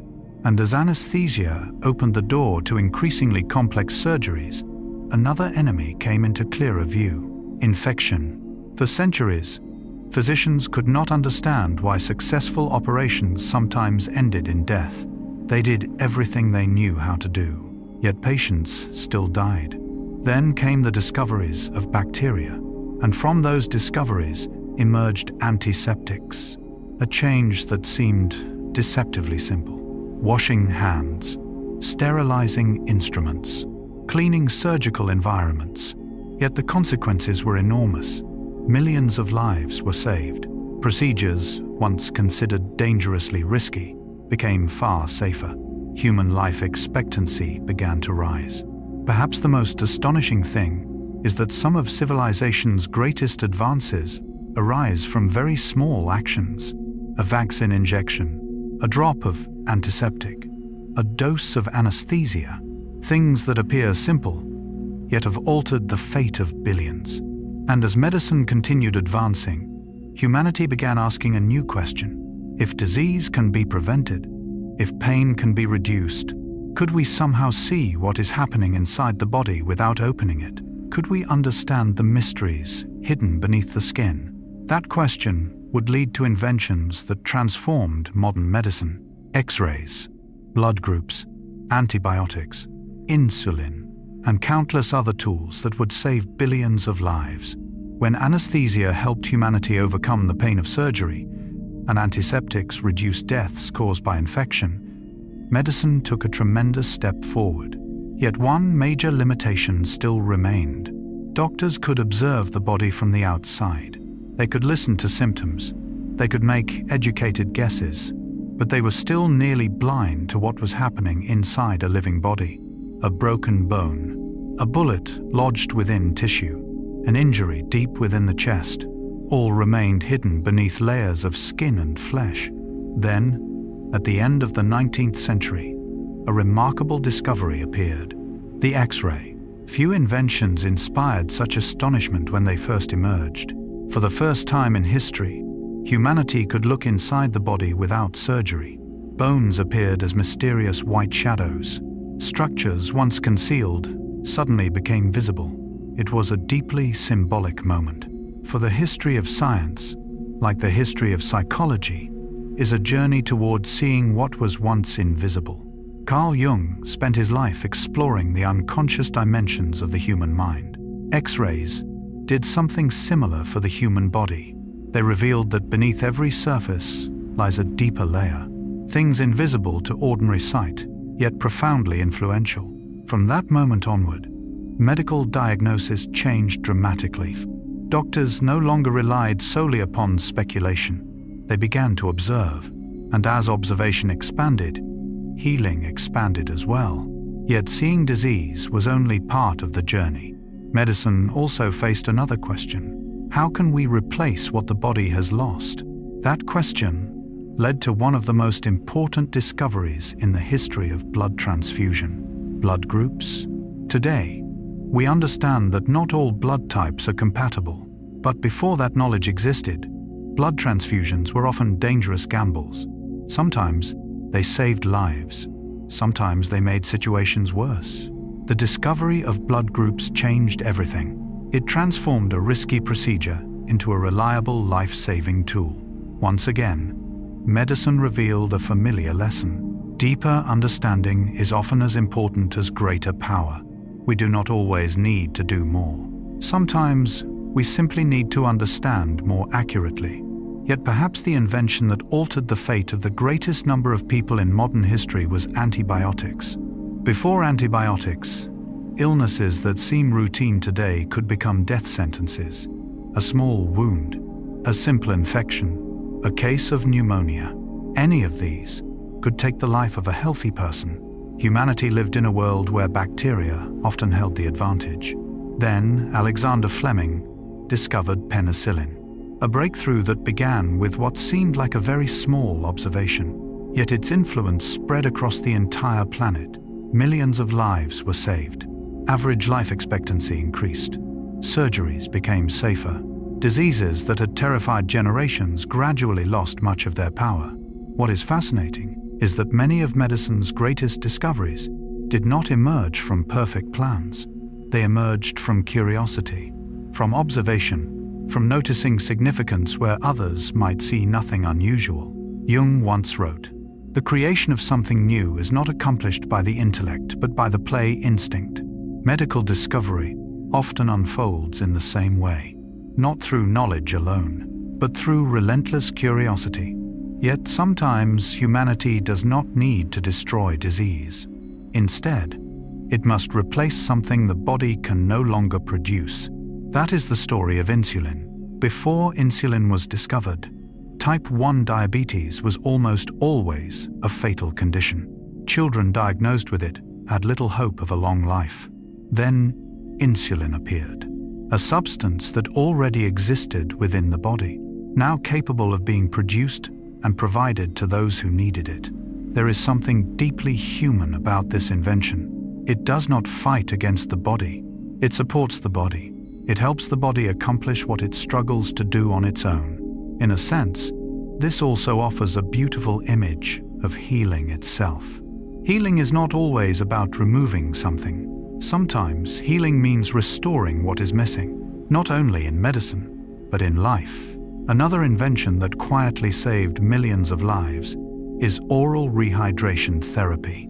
At first glance, it seems far less dramatic than X-rays or antibiotics.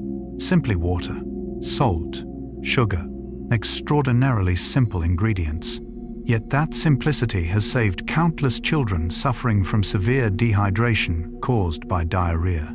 It is a humble reminder that not every great solution is complicated. Sometimes the simplest solution saves the most lives. Alongside these major breakthroughs came familiar but essential tools: the syringe, the stethoscope, the thermometer. objects we encounter routinely in medical settings today. They rarely appear in science fiction stories. They do not seem spectacular, yet they are among medicine's quiet heroes. The stethoscope allows physicians to listen to the heartbeat. The thermometer reveals subtle changes within the body. The syringe delivers medicine precisely where it is needed. Together, they reflect the same philosophy. To heal, we must first understand. To help, we must first listen. Perhaps that is why modern medicine is not merely a science. It is also an art of observation, empathy, and care. When we look back across the journey from vaccines and anesthesia to antiseptics, antibiotics, and insulin, something remarkable becomes clear. For most of history, human life expectancy changed very little. Yet within only a few centuries, medical innovations transformed that reality. Billions of people began living longer lives, healthier lives with more opportunities to learn, to love, and to pursue their dreams. This is not merely a triumph of science. It is a triumph of compassion joined with knowledge. Carl Jung once wrote, "Even a happy life cannot be without a measure of darkness." Medicine does not eliminate suffering entirely. It does not erase disease completely, but it allows light to reach farther into those shadows.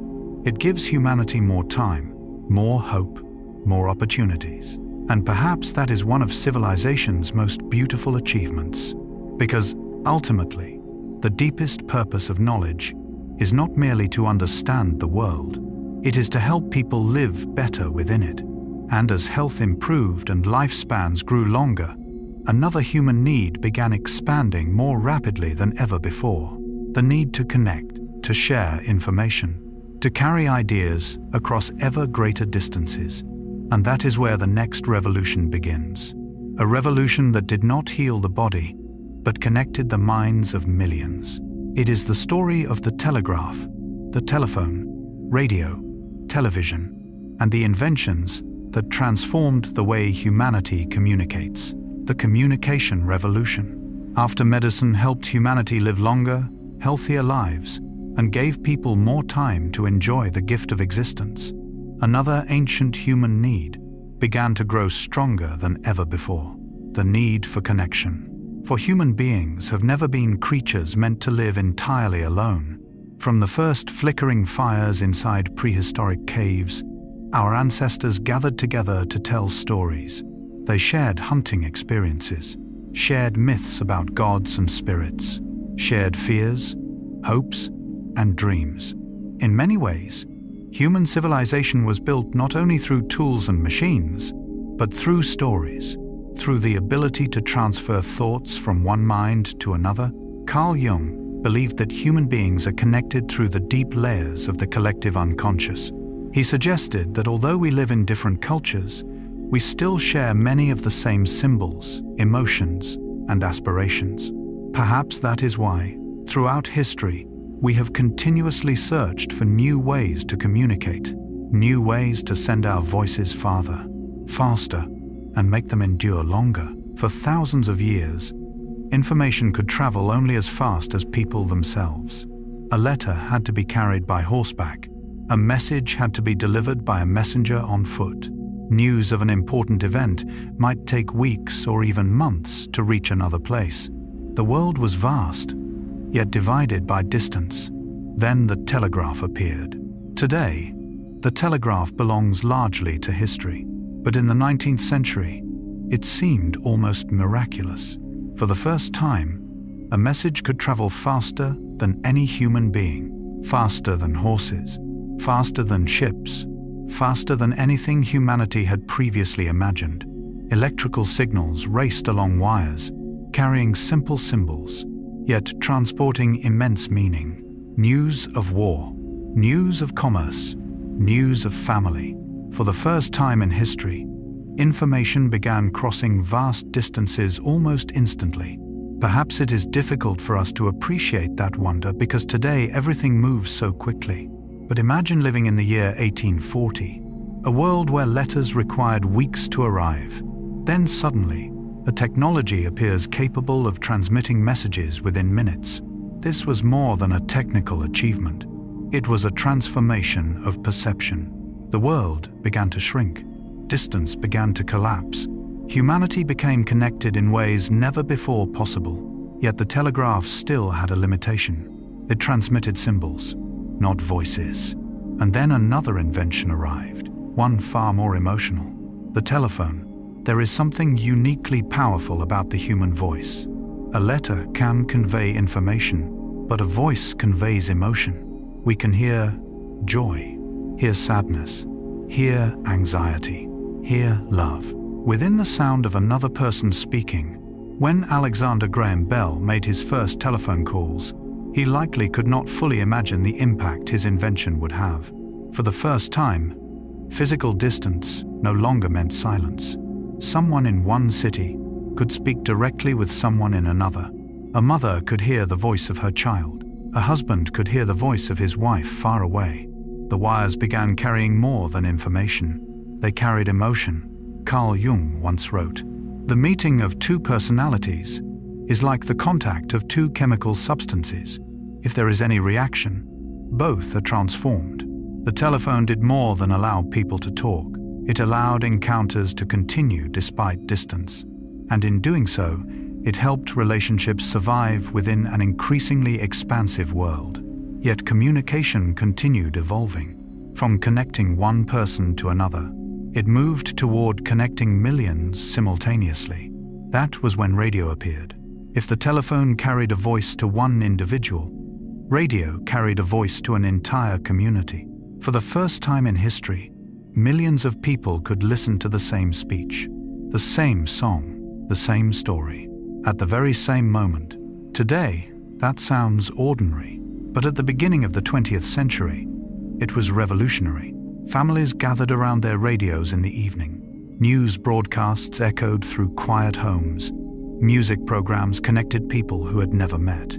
Radio created an entirely new collective experience, a feeling that we were sharing the same moment, even while living far apart.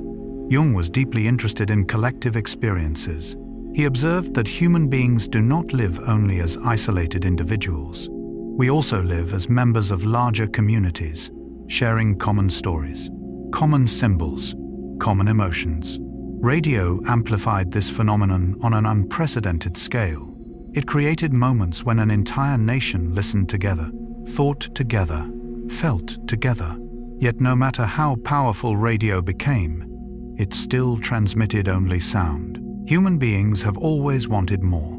We do not merely want to hear, we want to see. And that desire would eventually lead to the emergence of television, cinema, photography, and inventions that completely transformed the way humanity preserves memory and tells stories. If radio allowed millions of people to hear a voice together, television carried humanity one step further. For the first time, sound and image were united. People did not merely hear a story, they could see it. They did not merely hear about distant events, they could witness them as though they were present themselves. There is something profoundly powerful about images. Since ancient times, our ancestors told stories through cave paintings, through mythological symbols, through dream imagery. Carl Jung believed that images are the oldest language of the human soul. He observed that many contents of the unconscious do not appear as words. They appear as symbols, images carrying meanings that reach beyond language. In that sense, television was more than a technology. It became a new way of sharing collective symbols, historical moments, familiar faces, events that moved entire generations. For the first time in history, millions could watch the same event simultaneously. A moon landing, a concert, a sporting event, a speech. These experiences created a new form of collective memory, a memory shared on a scale never before possible. Yet even before television became widespread, another invention quietly transformed humanity's relationship with time: the phonograph. For most of history, sound was fragile. A musical performance existed only while it was being played. A song lived only in the moment it was sung. A voice vanished as soon as the speaker fell silent. Then sound recording arrived.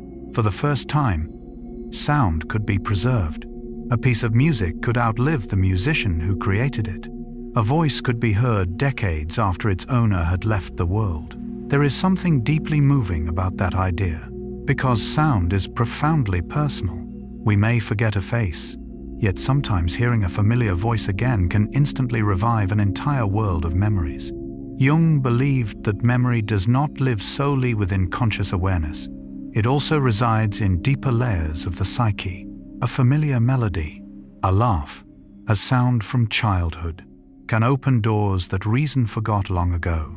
Sound recording allowed such moments to travel through time.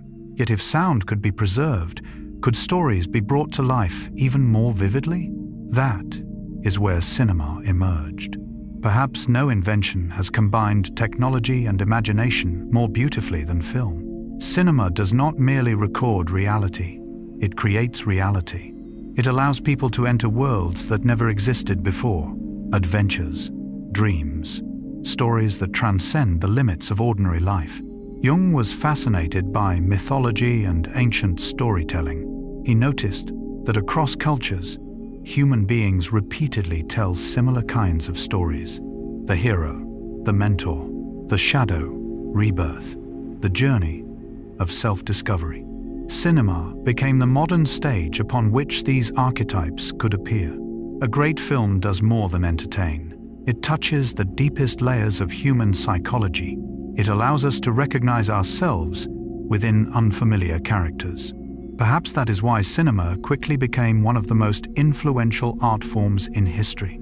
Yet before moving stories appeared on screens, another invention had already learned how to freeze time itself: the camera. If sound recording preserved sound, photography preserved light. Before photography, memory depended largely upon recollection or painting. A beautiful moment often disappeared forever once it had passed. Then the camera arrived, and for the first time, a moment could be held still. A smile, an embrace, a summer afternoon, the face of a loved one. Things that once seemed impossibly fragile could now survive for generations.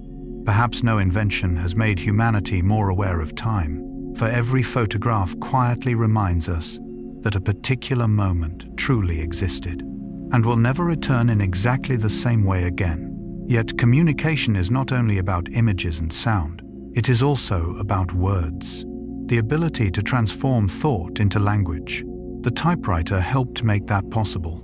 Today, computer keyboards have caused many people to forget its importance. But for decades, the typewriter served as one of the essential tools of the modern world. Letters, contracts, novels, newspaper articles, all could be produced more quickly and clearly through the familiar rhythm of mechanical keys. It helped thoughts move more rapidly from the mind onto the page. Then came the ballpoint pen, an invention so simple that many hardly think about it. Yet like many great inventions, its power lies in its ubiquity. The ballpoint pen brought writing everywhere, into schools, into offices, into personal journals, into love letters. Those small traces of ink have recorded billions of human stories. Finally, all of these communication technologies were supported by something even older: the postal system. Long before telephones or the internet, postal workers carried news, hope, and love across vast distances. A letter might take weeks to arrive, yet it still carried something precious: the connection between one human being and another. And perhaps that is the deepest theme of the entire communication revolution. Not technology, not wires, not radio waves, not screens, but the desire to connect, the desire to be heard, to be understood, to share. Jung once wrote, "Loneliness does not come from having no people around you, but from being unable to communicate the things that seem important to you." When we look back across the journey from the postal system to the telegraph, telephone, radio, television, sound recording, cinema, photography, the typewriter, and the ballpoint pen, we can see a single story running through them all. The story of shrinking distance. Distance between cities. Distance between generations. distance between human souls. Each invention became a bridge connecting person to person, idea to idea, memory to the future, and together, those bridges created the modern world we inhabit today. Yet as communication became increasingly powerful, humanity also required larger physical structures to support a rapidly growing civilization. Cities began reaching upward, factories expanded across landscapes, buildings climbed toward the sky, and that is where our next chapter begins. A chapter about concrete, steel, elevators, and the inventions that shaped the physical face of the modern world. Building the modern world. After humanity learned how to connect through letters, telephone calls, and invisible radio waves, another dream began to grow within the human imagination. The dream of building. Not merely building simple shelters to protect against rain and wind, but building cities, bridges, factories, structures capable of surviving long beyond the lifetimes of those who created them. If we look back through history, we can see that civilization has always been told through two parallel stories. One story is about ideas, the other is about matter. Philosophers create thoughts. Scientists create discoveries. But it is builders who transform those ideas into physical form. Carl Jung observed that deep within the human psyche exists a unique desire, the desire to leave a mark, the desire to create something that can endure after we are gone. Perhaps that is why, from the ancient pyramids to modern skyscrapers, humanity has always been fascinated by construction. Every structure is a quiet declaration that we were here, that we dreamed, that we created. And the story of building the modern world begins with a material that seems almost ordinary. Concrete. Today, concrete is everywhere, beneath our feet, in roads, bridges, buildings. We see it so often that we rarely stop to consider its importance. Yet if concrete had vanished from history, the modern world would look entirely different. The ancient Romans were among the first civilizations to truly understand the power of this material. Through concrete, they built structures on a scale previously unimaginable. Amphitheaters, aqueducts, harbors. Many of those structures still stand nearly 2,000 years later. That fact invites reflection. A simple material made from stone, sand, and water can outlast countless generations of human lives.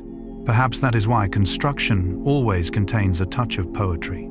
It is a dialogue between what is temporary and what endures, between the brevity of life and the longing for permanence.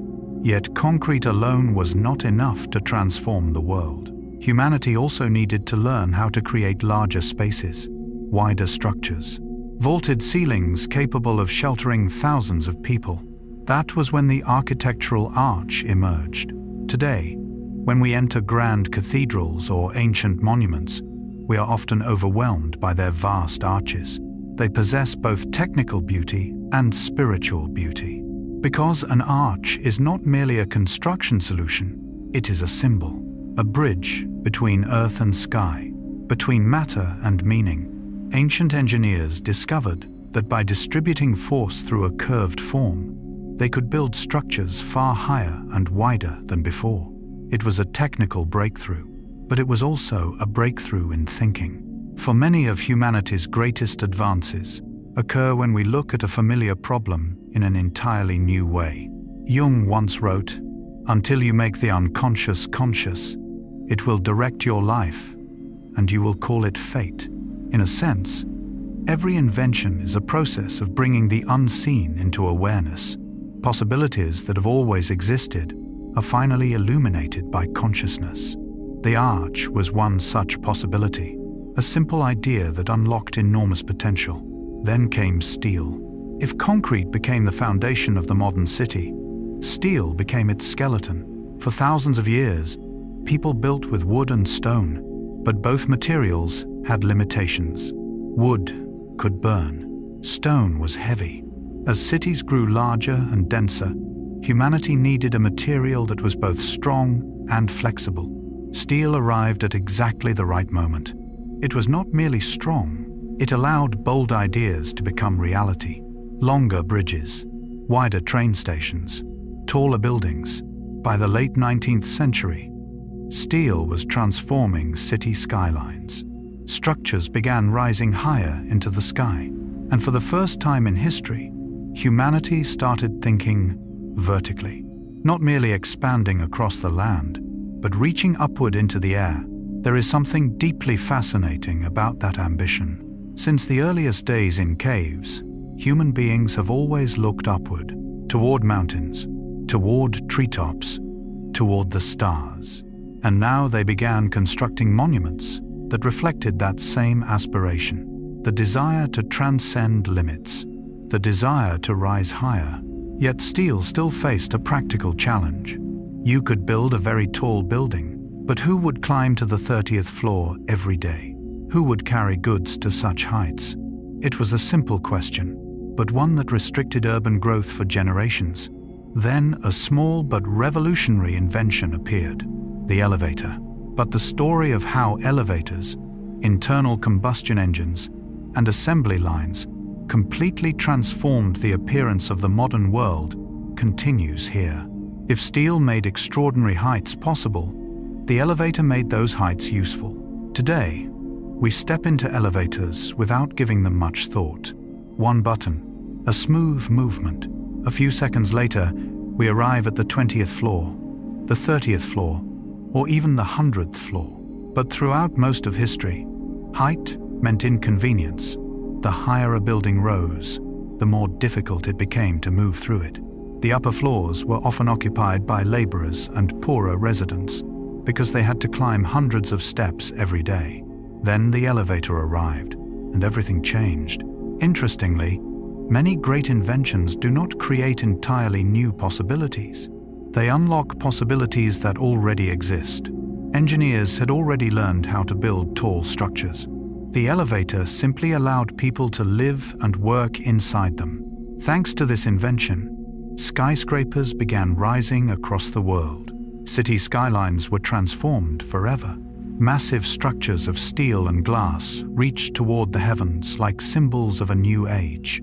Carl Jung observed that human beings create symbols, reflecting their psychological condition. If ancient pyramids reflected the desire for permanence, skyscrapers seem to reflect the desire for progress, the desire for growth, the desire for endless expansion. They are not merely engineering projects. They are dreams built from materials. Yet for cities to truly come alive, they required a new source of power, a mechanical heart capable of driving millions of machines. That was when the internal combustion engine appeared. If the steam engine launched the Industrial Revolution, the internal combustion engine carried that revolution into every corner of everyday life. For the first time, power was no longer confined to large factories. It could move. It could be mounted onto vehicles. It could transport people and goods farther and faster than ever before.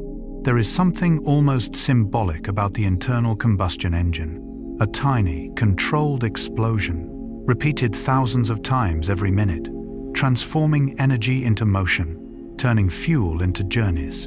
Jung often spoke about the transformation of psychological energy, how invisible inner drives could be converted into creative action. In a sense, the internal combustion engine performed the same miracle in the physical world.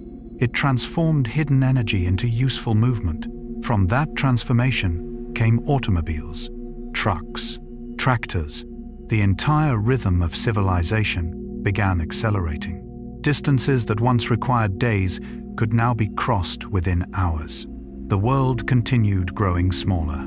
Yet even as machines became more powerful, another question emerged.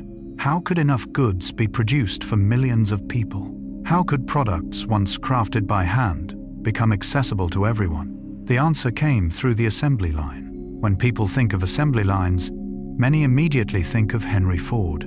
But the true significance lies not in a single individual or company. It lies in an idea. The idea that instead of one person completing every stage of production, each worker could focus on a specific task. The product would move. The work would be divided. Efficiency would increase, dramatically. At first glance, the concept seems simple, yet its impact was profound. It lowered costs, accelerated production, allowed millions of people to access goods that had once been reserved for a privileged few. Automobiles, household appliances, industrial equipment, all became increasingly common. One could say that the assembly line democratized many achievements of industrial society. It transformed luxury products into everyday necessities. Yet, like every major historical change, it also raised new questions. When work is divided into smaller tasks, do people become disconnected from the products they create? As cities grow larger, do we become closer together or more isolated? These were questions that 20th century thinkers, including Jung, often contemplated, because every technological advance brings psychological change. Every invention transforms not only the outer world, but also the inner world. Even so, when viewed from a broader perspective, the achievements of this era remain astonishing. Skyscrapers emerged. Modern cities took shape. Networks of electricity, water, transportation, and mass production factories generated quantities of goods unlike anything previously seen in history. Humanity began living in a world that earlier generations could scarcely imagine. A world where buildings hundreds of meters tall rise into the sky, where millions work within vast economic networks, where a product designed in one place can be manufactured in another and used halfway around the globe. Perhaps the most remarkable aspect of all is that these transformations began with inventions that seemed separate and unrelated: a building material, an architectural design, an elevator, an engine, a manufacturing process. Yet when combined, they created an entirely new ecosystem, an entirely new world. Jung once wrote, "Everything that irritates us about others can lead us to an understanding of ourselves." In a broader sense, modern cities function as mirrors. They reflect humanity's ambitions, anxieties, achievements, and limitations. They reveal how creative human beings can be, but they also remind us that every advance carries responsibility. And as cities expanded and industry flourished, another need became increasingly urgent. How could people travel faster? How could cities be connected more efficiently? How could goods and travelers move across the world at unprecedented speed? Those questions would open the door to the next great revolution. A revolution of wheels, engines, wings, and routes stretching across continents.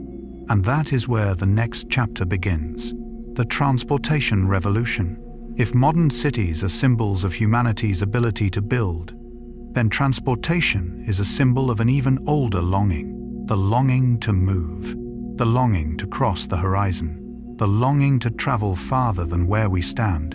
Since the earliest days of history, human beings have never been entirely satisfied with distance. Whenever we saw a mountain in the distance, we wanted to know what lay beyond it. Whenever we gazed across an ocean, stretching toward the horizon, we wondered what the opposite shore might look like. Perhaps this desire exists deep within the human psyche. Carl Jung observed that many ancient myths revolve around the image of a journey. The hero leaves home, enters the unknown world, faces challenges, and returns transformed. In many ways, the history of transportation is the physical expression of that archetype. It is the story of humanity continually expanding the radius of its life. At first, there were only our feet, then horses, then wagons, then ships. But by the 20th century, something that countless generations could only dream about finally became reality. Human beings took to the skies, the airplane. Today, boarding a flight feels almost ordinary. We book a ticket on our phones, arrive at the airport, take our seats, and a few hours later, we find ourselves in another country. But imagine being someone living in the year 1800. The idea that human beings could fly would have seemed nearly impossible. For thousands of years, birds symbolized freedom. They represented something humans could never achieve. Then the Wright brothers arrived. A fragile aircraft lifted off the ground for only a few brief seconds. The moment seemed small, yet it changed the course of history. Within just a few decades, humanity progressed from flying a few hundred meters to crossing entire oceans, from empty fields to international airports, from dream to reality. There is something profoundly Jungian about that story. Jung believed that dreams are not merely random products of the mind. Sometimes they are images of unrealized potential. For thousands of years, human beings dreamed of flight.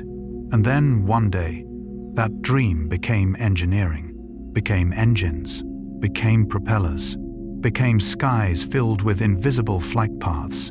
Yet if aeroplanes opened the sky, jet engines shrank the entire planet. The earliest aircraft were miraculous, but they were still slow. Intercontinental journeys could take days. Then the jet engine arrived. A revolution not only in speed, but in perception. Distance began to change its meaning. Places once considered impossibly far away became destinations reachable within a single day. A business person could have breakfast in London and dinner in New York. A family could reunite despite living on opposite sides of the world. A student could study abroad and return home during holidays. The jet engine accomplished what ancient explorers never dared imagine. It made the world smaller. Yet as physical distance decreased, our awareness of humanity expanded. We began to see more clearly that every nation shares the same planet. Every culture can meet another. Every person can learn from someone different. If aeroplanes represent the desire to travel far, helicopters represent a different kind of freedom. The freedom to stop. The freedom to reach places without runways, mountain ranges, remote islands, disaster zones, difficult terrain. Helicopters are not as fast as jet aircraft, but they are flexible. They can hover in place, rescue people, reach locations inaccessible to other vehicles. In a sense, helicopters remind us that progress is not always about moving faster. Sometimes progress means reaching places that were once left behind. While humanity was conquering the skies, another quiet revolution was unfolding on the ground. A revolution not about passengers, but about cargo, the shipping container. At first glance, it may seem like an unremarkable invention, just a rectangular metal box, not glamorous like an airplane, not romantic like an exploration ship. Yet many historians consider the shipping container one of the most important inventions of the modern economy. Before containers, transporting goods was incredibly complicated. Each item had to be loaded individually, stored individually, inspected individually. It required enormous amounts of time, labor, and expense. The container changed everything. A standardized box could move from a cargo ship to a train and then onto a truck without ever being opened. It sounds simple, yet that simplicity connected the global economy. A product manufactured in Asia could appear in stores across Europe or North America within weeks. Global trade began operating as a single integrated system. Few people realize that many of the objects they use every day once traveled through those silent metal boxes. And that is one of history's fascinating lessons. Not every world-changing invention arrives with great fanfare. Some change the world quietly by making everything more efficient. Yet the transportation revolution was far from over, because alongside airplanes, helicopters, and shipping containers, there were inventions far closer to everyday life. Inventions found right outside our front doors: bicycles, subways, traffic lights, seatbelts, pneumatic tires, and even gas stations that helped sustain the rhythm of modern life. While airplanes carried humanity into the sky and containers connected global economies, other inventions quietly transformed the daily lives of billions. They do not fly. They rarely make headlines. They do not inspire crowds to gaze upward in amazement. Yet they shape everyday life in ways we often overlook. One of these inventions is the bicycle. Perhaps no vehicle is as simple and effective. No fuel, no complex engine, only human effort and a few elegant mechanical principles. Yet that simplicity sparked a revolution. For the first time in history, millions of ordinary people could travel much farther without owning horses or expensive carriages. The bicycle offered freedom, a deeply personal kind of freedom. A young girl could travel farther to school. A worker could seek employment miles away from home. A family could explore new places beyond their town. In many social history studies, the bicycle is even regarded as a force that contributed to women's independence during the late 19th century. It is a beautiful example of how a mechanical invention can produce profound psychological and social change. Jung often emphasized that human growth is connected to expanding one's world. In that sense, every turn of a bicycle wheel not only carries a person farther, it expands the horizon of consciousness itself. Yet as cities grew larger and more crowded, personal transportation alone was no longer enough. Millions of people needed to move every day. That is where the subway emerged. Seen from above, a modern city resembles a living organism. Roads function as arteries. Transit lines function as a circulatory system. People move continuously, like cells carrying energy and ideas. The subway helped enormous cities function efficiently. Every day, it carries millions of people to work, to school, and back home, quietly, reliably, endlessly. There is something fascinating about a subway ride. Strangers sit beside one another, each carrying a different story, a different concern, a different dream. Yet for a few minutes or a few hours, they share the same journey. Perhaps that is also a miniature portrait of civilization itself.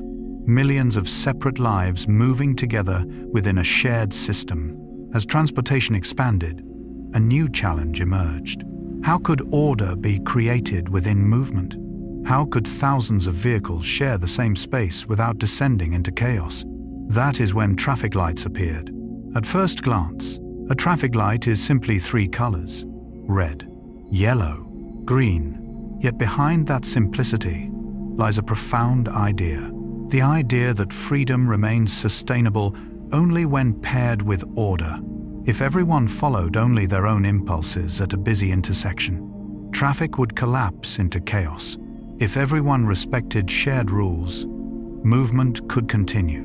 Jung observed that psychological maturity is not about eliminating instinct. It is about learning to regulate it. Modern cities operate according to a similar principle, not eliminating movement, but organizing movement, not eliminating freedom, but guiding freedom. And while traffic lights help prevent accidents, another invention has saved countless lives when accidents occur: the seatbelt. Perhaps it is one of the most life-saving inventions ever created, yet one of the least celebrated. It does not make a car faster. It does not increase engine power. It does not make a journey more exciting. But it protects life every day, quietly, without recognition. Sometimes the greatest inventions are not those that help us achieve more. They are the ones that help us return home safely. The same is true of the pneumatic tire. Before pneumatic tires, travel was often rough and uncomfortable. Uneven roads turned long journeys into exhausting challenges. The pneumatic tire did not create a new form of transportation, but it made existing transportation smoother, safer, more efficient. Once again, history teaches us that progress does not always come through dramatic revolutions. Sometimes it arrives through small improvements so subtle that users barely notice them, even though their lives become better because of them. Then there is another invention rarely celebrated in transportation stories: the gas station. It sounds ordinary. Yet imagine a world with automobiles but no place to refuel them. Cars would remain limited by short distances. Gas stations became the support network of modern transportation, places of replenishment, places of rest, vital links within a vast system. Perhaps the most fascinating lesson of transportation history is that many of its most important inventions are not center stage. They work behind the scenes, like containers, like traffic lights, like seatbelts, like gas stations. Yet without them, the entire system would stop functioning. The same is true in life. Not everything important is visible. Not every contribution receives recognition. Many of the things that keep the world running are also the quietest. When we look back at the entire transportation revolution, from bicycles to jet aircraft, from subways to shipping containers, we can see a familiar pattern. Distances continually shrink. Travel times continually decrease. Places once considered remote become accessible. Cultures once separated begin to meet. Economies begin to connect. The world becomes smaller. Yet at the same time, human experience becomes larger. Jung once wrote, "One does not become enlightened by imagining figures of light, but by making the darkness conscious."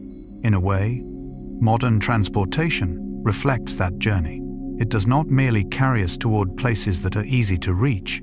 It allows us to explore unfamiliar lands, unknown possibilities, new horizons, and in the process of exploration, we discover more about ourselves, because every outer journey is also an inner journey. Every trip to a new place expands our understanding of the world and expands our understanding of who we are. But as humanity gained the ability to travel almost anywhere on Earth at unprecedented speed, a new question began to emerge. What truly powers the modern world? What lies behind all the machines, cities, vehicles, and systems we use every day? That is where we enter the technological heart of modern civilization, a world of electricity, microchips, lasers, fiber optics, and invisible inventions that sustain the lives of billions. And that will be the story of our next chapter, the foundation of the electronic age. After humanity learned to overcome distance through aeroplanes, subways, and transportation networks spanning the planet, another revolution quietly began. This time, it did not take place on roads. It did not unfold across oceans, nor did it happen in the skies. It happened inside wires, inside tiny microchips, inside invisible streams of electricity that the human eye could never see. If modern cities are the body of civilization, then electricity is its nervous system. We wake up with electricity. We work with electricity. We communicate through electricity. We learn, entertain ourselves, create, and connect through electricity. What is remarkable is that the force powering nearly the entire modern world remains completely invisible. You cannot see the electric current flowing through the walls around you. You cannot see the data racing through cables. You cannot see the electronic signals moving inside your smartphone. Yet they are there, quietly, constantly, relentlessly. Carl Jung spent his life exploring another invisible world, the unconscious. He believed that many of the forces shaping human life exist beneath the surface of awareness. We cannot see them, yet they influence our decisions, emotions, and behaviors. In a way, the electronic civilization functions similarly. We see screens light up. We see elevators move. We see trains glide along their tracks. But behind all of it lies a vast, invisible world. And the journey into that world begins with the electric motor. If the internal combustion engine helped move the world during the previous century, the electric motor brought motion into nearly every aspect of daily life. Think about an ordinary day. A ceiling fan spinning overhead, a washing machine running quietly, an elevator moving between floors, a water pump operating behind the scenes. All of them depend on small electric motors. They do not roar like gasoline engines. They do not appear as dramatic as giant industrial machines. Yet they are efficient, quiet, precise. There is something fascinating about this. History often remembers the spectacular inventions, but everyday life is built upon the quiet ones. The electric motor is one of them. It did not transform the world in a single dramatic moment. It transformed the world through billions of small movements repeated every day. Yet electric motors require energy, and that is where batteries enter the story. The battery is one of the inventions that made energy personal. Before batteries, electricity was often tied to large systems, power plants, transmission lines, generating stations. Batteries changed that. They allowed people to carry energy with them. A watch, a flashlight, a radio, a telephone, all became portable because of batteries. In a sense, batteries liberated electricity from fixed locations. Just as writing allowed knowledge to travel through time, batteries allowed energy to travel through space. Yet, if every device had only its own isolated power source, modern civilization could never have emerged. What truly changed the world was the electrical grid. Today, we rarely think about it. We flip a switch, and light appears. We plug in a device, and it begins to work. Everything feels so natural that it becomes almost invisible. Yet behind that simplicity lies one of the most complex systems ever created. Thousands of power plants, millions of utility poles, billions of meters of electrical wire, all working together to deliver energy into every home. Perhaps the electrical grid is one of civilization's most beautiful symbols. No single person could build it alone. No single person could operate it alone. It exists because of the cooperation of countless individuals, engineers, workers, scientists, people whose names most of us will never know. Jung once wrote, "The greatest and most important problems of life are all fundamentally insoluble. They can never be solved, but only outgrown."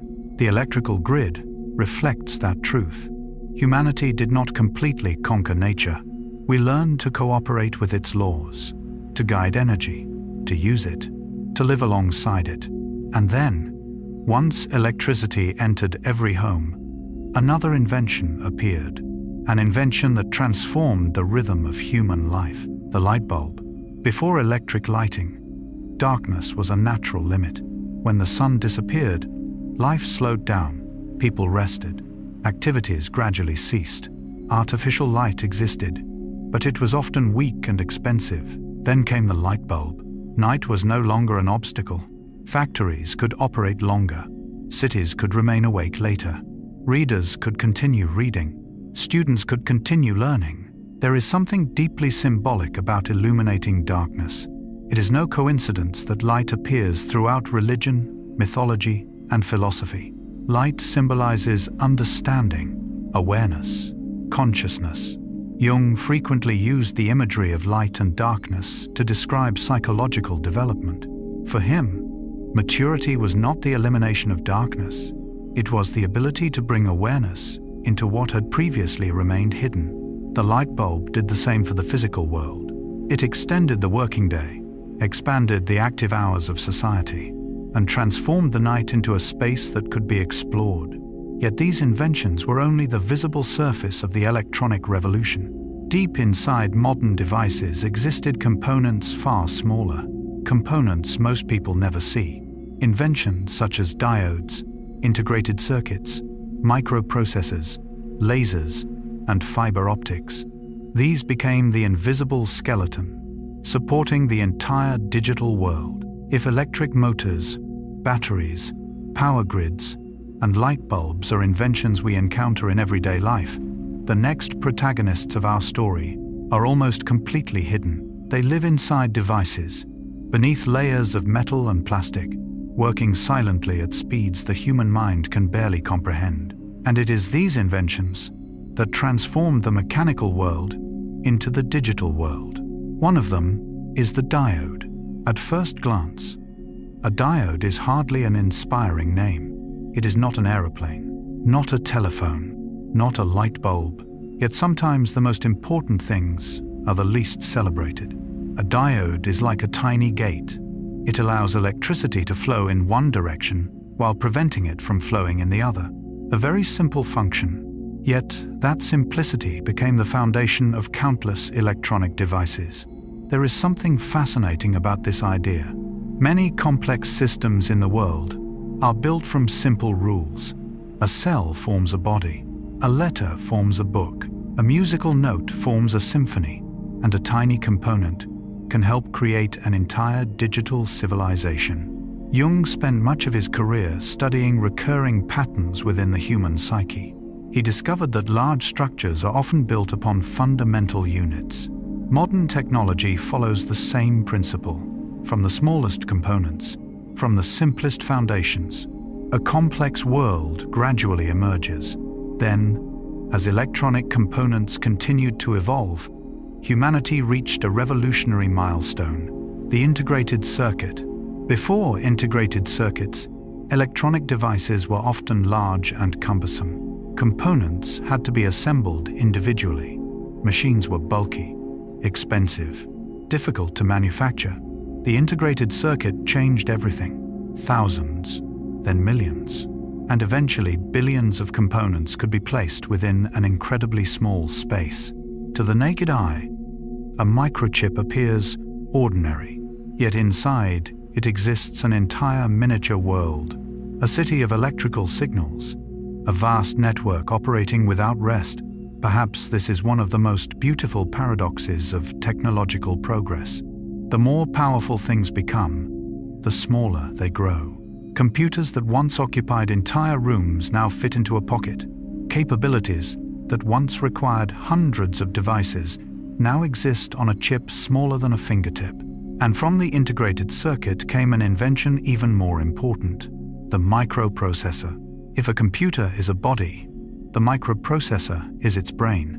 It receives information, processes it, makes decisions, coordinates activity. Today, microprocessors are everywhere. Inside smartphones, automobiles, washing machines, smartwatches, satellites orbiting in space. They have become an almost invisible part of modern life. Yet if every microprocessor on Earth vanished tomorrow, modern civilization would nearly come to a halt.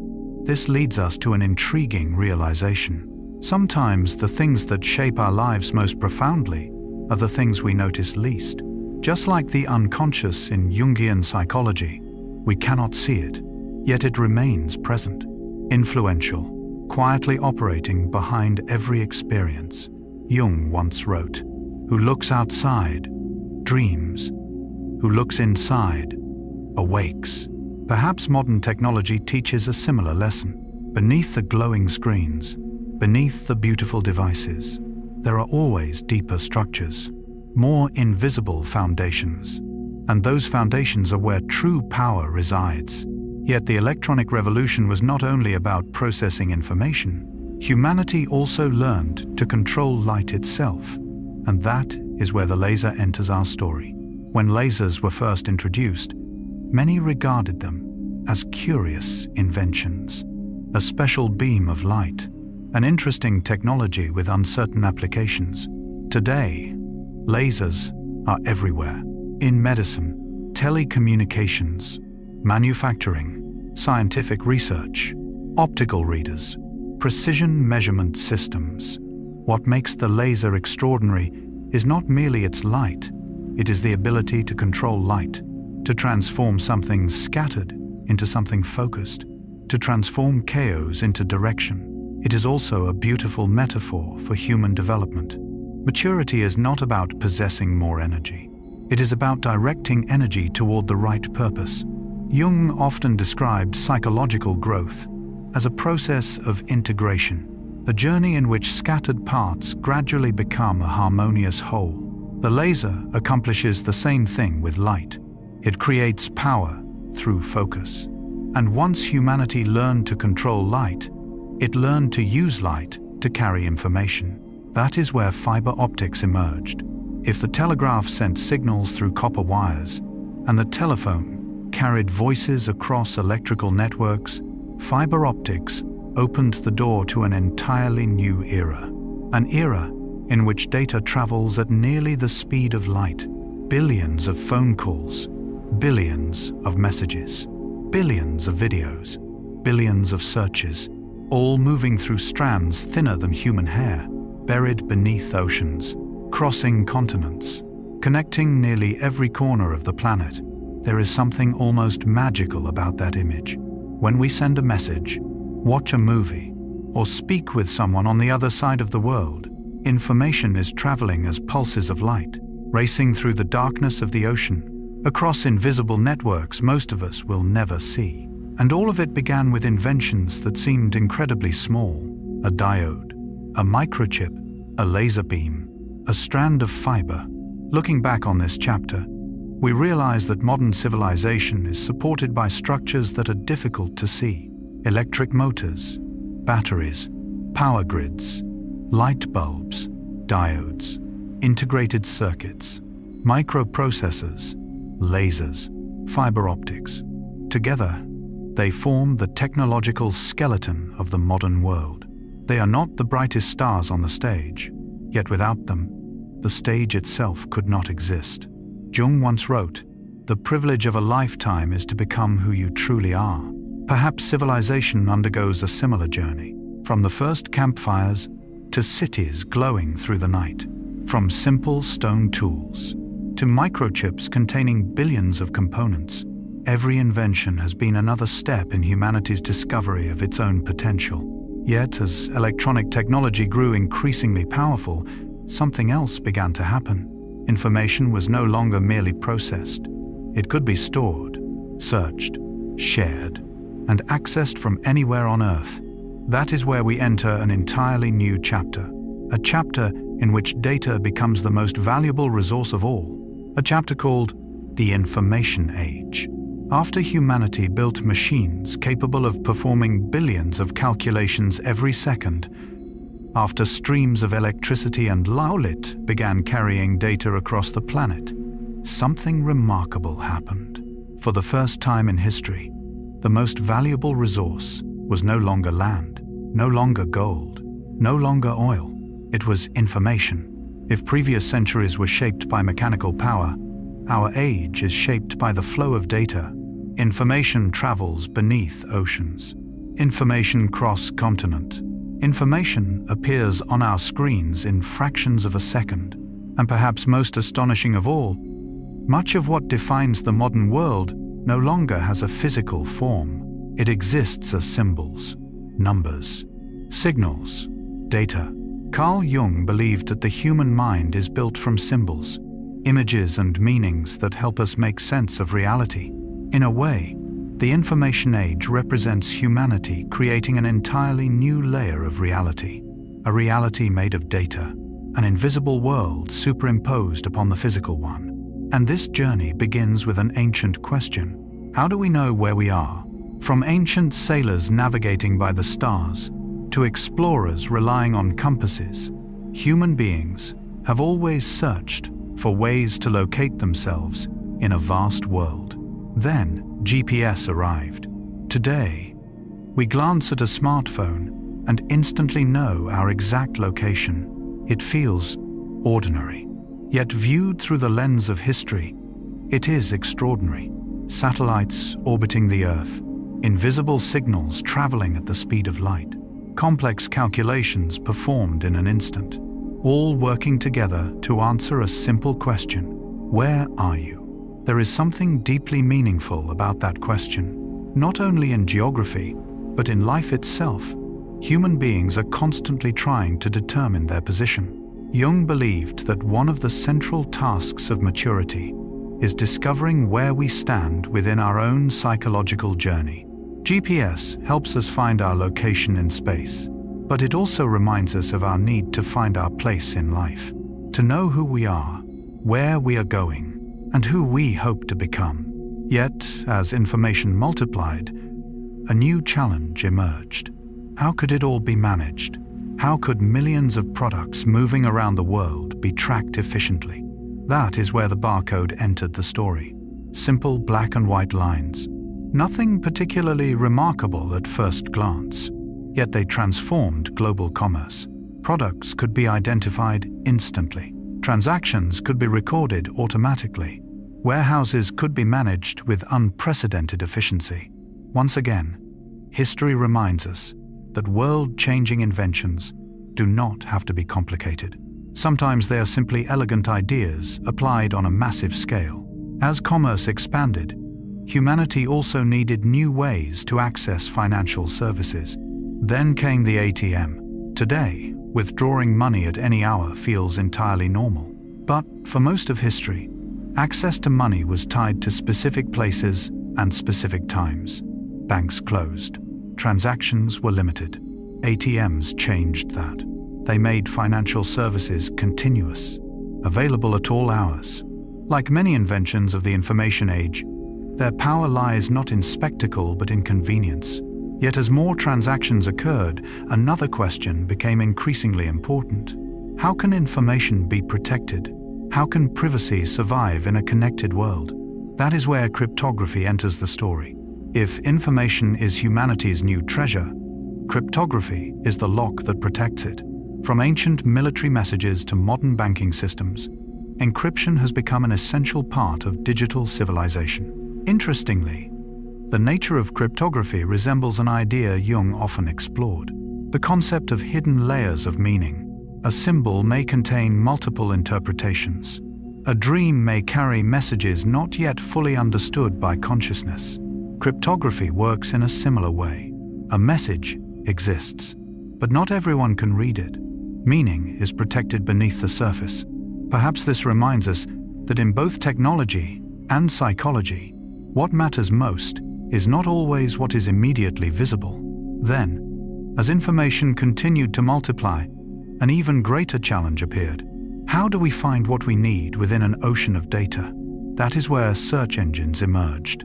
In the past, finding knowledge often required hours in libraries, days of research, weeks of investigation. Today, a few keywords can reveal an entire universe of information. Perhaps never before in history has knowledge been so accessible, yet this abundance creates another question.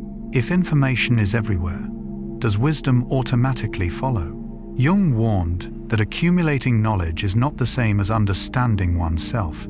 He wrote, "Knowing your own darkness is the best method for dealing with the darknesses of other people."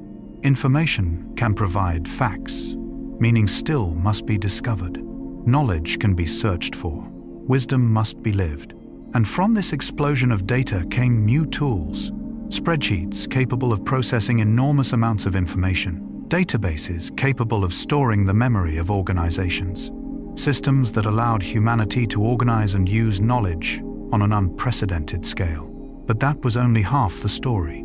Because the information age did not merely transform how we store data, it transformed how we share, create, and connect. If the first part of the story is about learning to store, search, and manage information, the next part is about bringing information to life. Because data becomes valuable only when it is shared. Knowledge becomes meaningful only when it is connected. And that is exactly what happened during the decades that followed. Spreadsheets and databases may not inspire wonder in the way aeroplanes or telescopes do, yet they fundamentally changed how organizations think. Before them, information was scattered, stored in notebooks, filing cabinets, massive archives of paper documents. Then databases arrived. For the first time, enormous amounts of information could be organized, searched, and accessed almost instantly. Businesses became more efficient. Hospitals managed records more effectively. Schools preserved knowledge more easily. In a sense, databases became the memory of modern civilization. Just as individuals need memory to understand themselves, societies need memory to function. Jung believed memory is not merely a collection of events, it forms the foundation of identity. Without memory, we struggle to know who we are. Without data, institutions struggle to know where they are and where they should go. Yet the information age is not only a story of preservation, it is also a story of collaboration. This is where open source software enters the narrative. There is something extraordinary about this idea. For most of history, knowledge was guarded, protected, controlled. Open source proposed a different approach. Sharing, cooperation, building together. Thousands of programmers from different countries could contribute to the same project, without meeting face to face, without living in the same place, simply united by a common purpose. Perhaps this is one of humanity's most beautiful examples of collaboration. Jung believed that every individual is both separate and connected to something larger. He called this the collective unconscious, a deeper layer where shared human experiences unite us. In a modern sense, open source reflects that same spirit. It demonstrates that our greatest achievements often emerge through cooperation rather than competition alone. Then another question emerged. How can interaction with the digital world become more natural? How can technology feel less intimidating? That is where the touchscreen changed everything. Today, children can use smartphones before they can read. Older adults can video call loved ones with a few simple gestures, all because technology began adapting to people. Instead of forcing people to adapt to technology, a tap, a swipe, a simple movement of the finger, these familiar actions open the doors to entire worlds of information. There is something fascinating about this transformation. The more advanced technology becomes, the more invisible it becomes, the less attention it demands, the more naturally it blends into daily life. Then came Wi-Fi. If batteries liberated energy from fixed locations, Wi-Fi liberated information from wires. For the first time, people could connect to global knowledge without physically plugging into a network. Information began moving freely through the air, invisible, silent, continuous. Today we sit in cafes, airports, libraries, our own homes, and remain connected to a vast network spanning the globe. Something previous generations might have considered pure magic, yet the story does not end there. As data continued to grow, humanity needed new places to store it. Places no longer limited by individual computers. That is where cloud computing emerged. The name sounds almost poetic, like clouds floating across the sky, yet it represents a powerful idea. Information is no longer tied to a single device. It can exist anywhere, be accessed from anywhere. A photograph taken today can be viewed on the other side of the world seconds later. A document can be edited simultaneously by people in multiple countries. Distance continues to lose its meaning. And as everything became digital, another familiar invention underwent a profound transformation: the camera. Or more specifically, the digital camera. Earlier, we spoke about photography's ability to freeze time. Digital photography took that power to an entirely new level. Billions of moments are captured every day. Meals, journeys, sunsets, smiles, ordinary moments of life. Never before in history have human beings preserved so many memories. Perhaps this reflects a deep need within the human spirit. The desire to resist the passing of time, the desire to preserve beauty, the desire to say, "This moment existed." Jung once wrote, "Your visions will become clear only when you can look into your own heart. Who looks outside, dreams. Who looks inside, awakes." Perhaps this serves as an important reminder in the information age, because we live in a world overflowing with data, images, notifications, knowledge, information. Yet information does not automatically create meaning. Connection does not automatically create understanding. Speed does not automatically create wisdom. That is why the information age is both an opportunity and a challenge. We can know more than any generation before us, but we must also learn to reflect more deeply.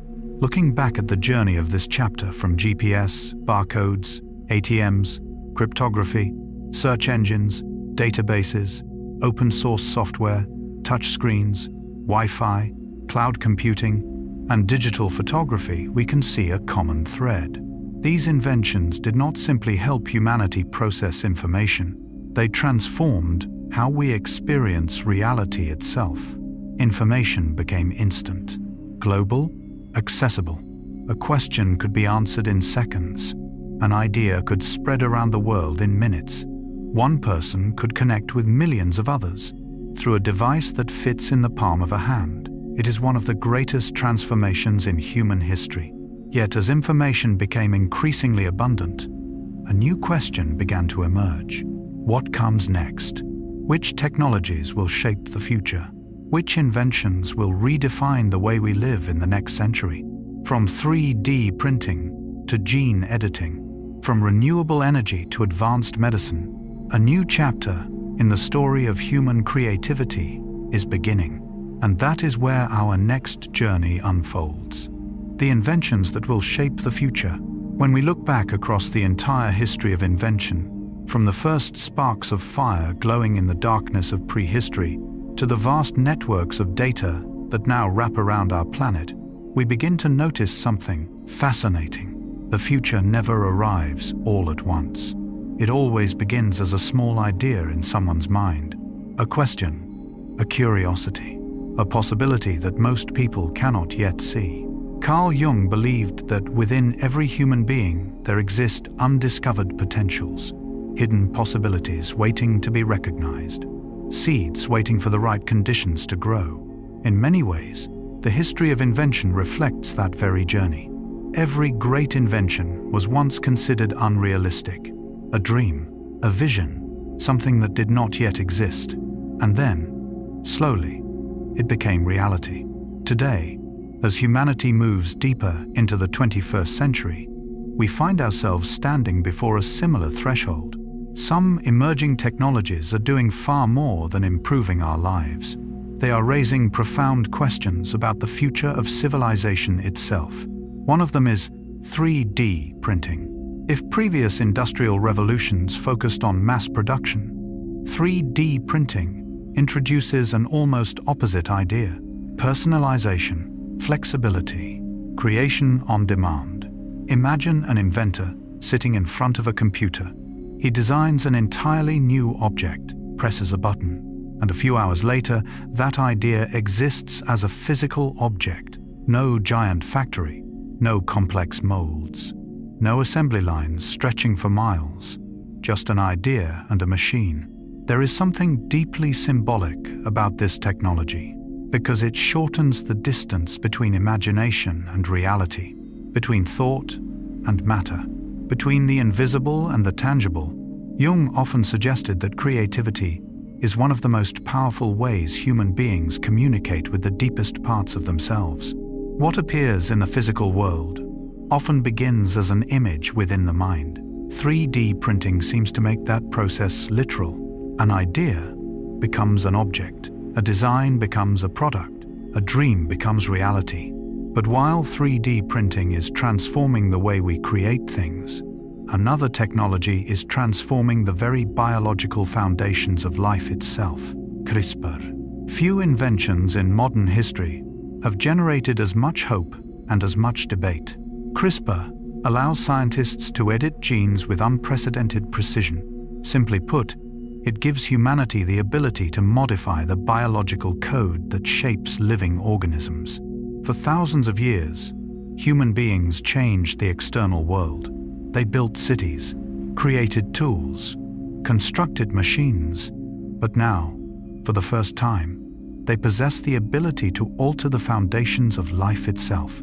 The possibilities are extraordinary: treating inherited diseases, preventing certain illnesses, giving millions of people the opportunity to live healthier lives. Yet it also raises profound questions. How far should humanity go in altering nature? Where is the line between healing and excessive intervention? These are not merely scientific questions.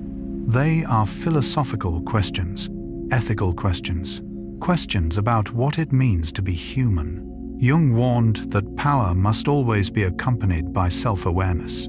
He wrote, "One does not become enlightened by imagining figures of light, but by making the darkness conscious." Perhaps this is a useful reminder for every future technology. The question is not merely what is possible, but what is right. Yet while CRISPR points toward the future of biology, another invention has quietly helped sustain billions of lives while remaining largely unnoticed: the Haber-Bosch process. The name may sound unfamiliar, but its impact is enormous. Before the 20th century, food production was limited by the amount of naturally available nitrogen in the soil.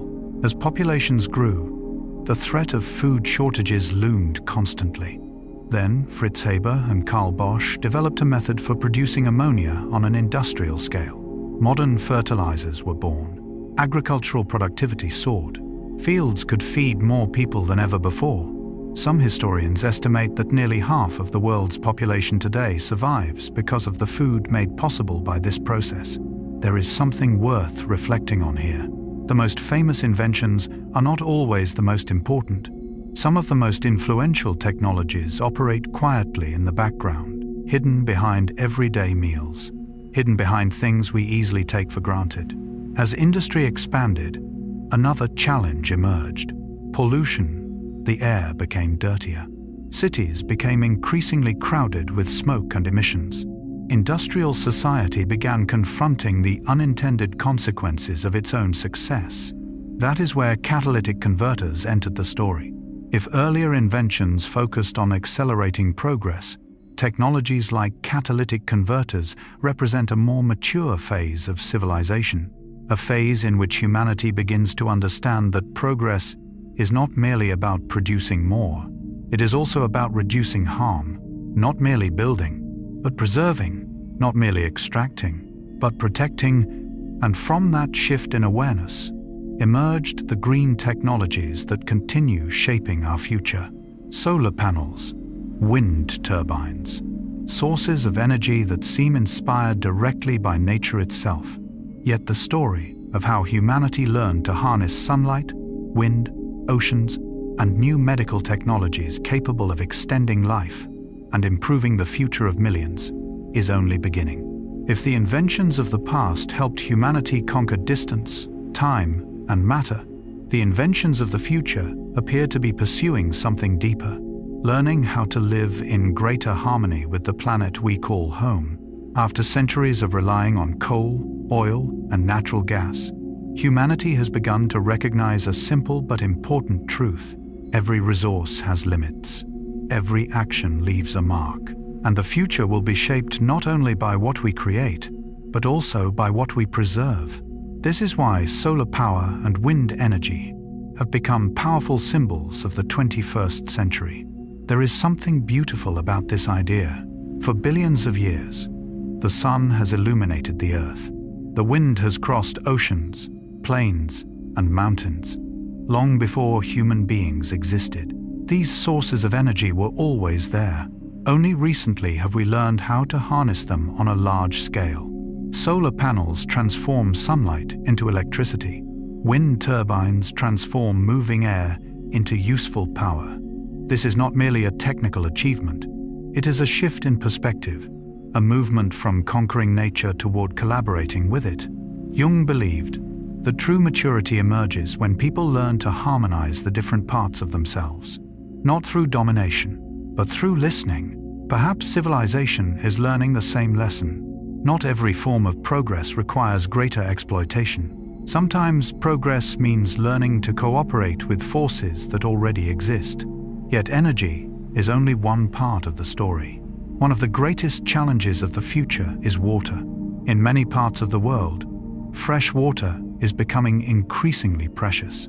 Populations continue to grow. Climate patterns continue to change. Demand continues to rise. That is where desalination technology offers hope. At first glance, it sounds like something from science fiction, turning seawater into drinking water, transforming a nearly limitless resource into something capable of sustaining human life. Yet today it is already happening. Desalination plants operate day and night, quietly turning the impossible into reality. Once again, the history of invention teaches us that many breakthroughs begin by viewing old problems from new perspectives, not finding more water, but learning how to use the water already available, not fighting limits, but discovering ways to move beyond them. While these technologies help secure society's future, other inventions focus on something even more personal: human life itself. Modern medicine is entering a remarkable era. An era in which the goal is not only to treat illness, but to understand the body at levels never before possible. One of the most important tools in this effort is MRI, magnetic resonance imaging. Before this technology existed, many secrets hidden inside the human body could only be explored through surgery. MRI changed that. It allows physicians to see inside the body, in extraordinary detail. The brain, internal organs, subtle changes invisible to the naked eye. This echoes a familiar theme in Jung's work. He repeatedly emphasized that understanding begins by looking beneath the surface, not simply observing what is obvious, but discovering what lies underneath. MRI does this for the body. Jung sought to do the same for the soul.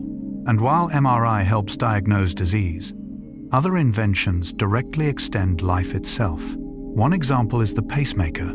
The human heart beats more than 100,000 times every day, quietly, continuously, without rest. Most of the time, we barely notice it.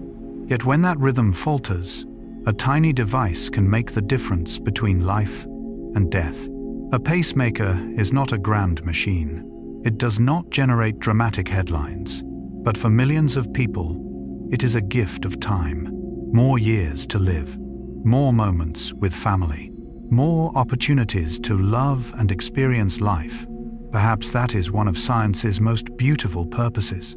Not merely extending lifespan, but extending the experiences that make life meaningful. And when we speak about restoring the ability to live fully, we cannot overlook modern prosthetics. Throughout history, losing a limb often meant losing independence, losing opportunities, losing possibilities. Today, technology is changing that reality. Artificial arms can move. Artificial legs can run. Neural interfaces can help connect machines directly to the nervous system. Solutions that once belonged only to imagination are becoming real. There is something deeply moving about inventions like these, because they do more than replace a body part. They restore independence, dignity, and the ability to continue one's journey. Jung once wrote, "I am not what happened to me. I am what I choose to become." Few statements seem more fitting for those whose lives have been transformed by restorative technologies.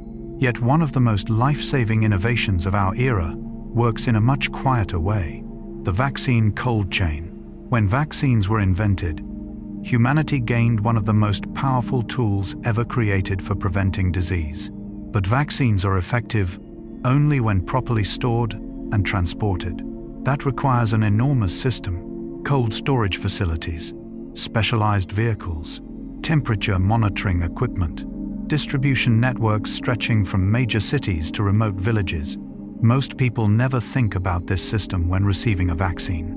Yet it is precisely this invisible infrastructure that has delivered billions of doses to those who needed them. Once again, history reminds us that the most important things are often the least visible. The people behind the scenes, the systems quietly working, the small details that make extraordinary outcomes possible. Looking back at the journey of this chapter from 3D printing, CRISPR, the Haber-Bosch process, catalytic converters, solar panels, wind turbines, desalination technology, MRI, pacemakers, modern prosthetics, and vaccine cold chains, we begin to see that the future is not merely a story about technology. It is a story about choices. Choices about how we use knowledge. Choices about how we shape the world. Choices about who we choose to become. Jung once wrote, "The future is prepared in the unconscious long before it happens." Perhaps the same is true of invention. Every great breakthrough begins as a small idea, a question, a curiosity, a possibility glimpsed before the rest of the world can see it. And after traveling through thousands of years of history, from fire, the wheel, writing, electricity, and the internet, to CRISPR and the emerging possibilities of artificial intelligence, we arrive at one final question. What is the greatest invention in all of human history? The invention that made almost every other invention possible. That is the story of our final chapter, the greatest invention of all. After traveling together through thousands of years of human history, from the first flickering fires inside prehistoric caves, to the satellites orbiting Earth, from the humble wheel to the emerging systems of artificial intelligence of the 21st century, perhaps it is time to pause for a moment. Take a slow breath and ask a question that seems deceptively simple. Among all the inventions we have explored, Which one is truly the greatest? Is it the wheel, the invention that allowed humanity to travel farther than ever before? Is it writing, which enabled memory to survive beyond a single lifetime? Is it electricity, the internet, or the medical technologies that have saved billions of lives? Every answer has its own merit. Every invention changed the world in its own way. But if we look a little deeper, we begin to notice that all of these achievements share something in common. They did not appear by accident. They were not simply the result of luck. They were the product of a process, a way of thinking, a method of approaching reality. And that is why many historians of science argue that the greatest invention is not an object, not a machine, not a specific technology, but the scientific method itself. At first, that idea may seem a little strange. After all, the scientific method has no physical form. You cannot hold it in your hands like a smartphone. You cannot drive it like a car. You cannot see it standing before you like a bridge or a skyscraper. Yet it made nearly every other invention possible. Perhaps the greatest power of the scientific method lies in something remarkably simple. It transforms curiosity into knowledge. Human beings have always been curious. From the earliest days, our ancestors looked up at the night sky and wondered what the stars were. They watched lightning flash across the heavens and asked what caused it. They observed disease, harvests, rivers, and animals. They asked questions, countless questions. But for most of history, having questions did not guarantee having correct answers. Many explanations were built on tradition, on belief, on speculation. Sometimes they were right. Often they were not. The scientific method changed that. It introduced a revolutionary principle, not merely asking, but testing, not merely believing, but experimenting, not merely guessing, but observing. In that sense, the scientific method became a compass for human thought. It does not promise that we will always be right, but it allows us to correct our mistakes, to move a little closer to the truth, one step at a time. Carl Jung was deeply interested in how human beings search for truth. Although he was a psychologist rather than a physicist or chemist, much of his work also began with observation. Observation of dreams, observation of symbols, observation of behavior, observation of recurring patterns within the human soul. He once wrote, "Learn your theories as well as you can, but put them aside when you touch the miracle of the living soul." That statement reflects something profoundly important. The scientific method is not about forcing answers upon reality. It is about listening to reality, observing reality, allowing reality to reveal its own nature. And it is precisely this ability that transformed civilization. Think of nearly every invention we have explored throughout this journey. The steam engine, electricity, antibiotics, airplanes, the internet, GPS, CRISPR. Every one of these technologies was built upon the same foundation. Form a hypothesis, test it, verify it, improve it, repeat. A simple cycle, yet powerful enough to change history itself. Perhaps the most remarkable aspect of the scientific method is that it does not demand perfection. It accepts that human beings can be wrong, and because of that, it allows human beings to learn. In many ancient systems of thought, making mistakes was often seen as failure. But in science, mistakes are frequently part of progress. A failed experiment still has value. A rejected hypothesis still contributes to knowledge. Because every incorrect answer that is eliminated brings us one step closer to a correct one. Perhaps this is not only a lesson of science, but also a lesson of life. It created the internet. It created vaccines. It created airplanes. It created every major leap forward in human civilization. And very likely, it will create the next wonders of the future as well.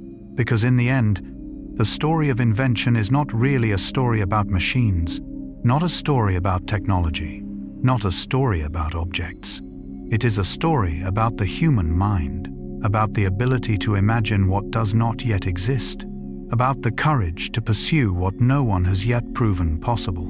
about the belief that the world can always be understood more deeply, improved further, and expanded beyond its current limits. And perhaps, as you slowly drift towards sleep tonight, the most important thing to remember is not the name of every invention, but the spirit that created them, the spirit of curiosity, the spirit of discovery, the spirit that carried humanity from tiny fires in ancient caves to distant stars in the night sky. And that journey is still continuing, right now, within us, within every question we are still brave enough to ask. That is the story of human civilization, and it is also the story of humanity itself. And now, as our journey gradually approaches its final moments, take a moment to look back upon the long road humanity has traveled. From a small group of prehistoric people gathered around a fire in the darkness, to brightly illuminated cities visible from space, from crude stone tools, to supercomputers capable of performing trillions of calculations every second, from drawings on cave walls, to information networks connecting nearly every human being on Earth.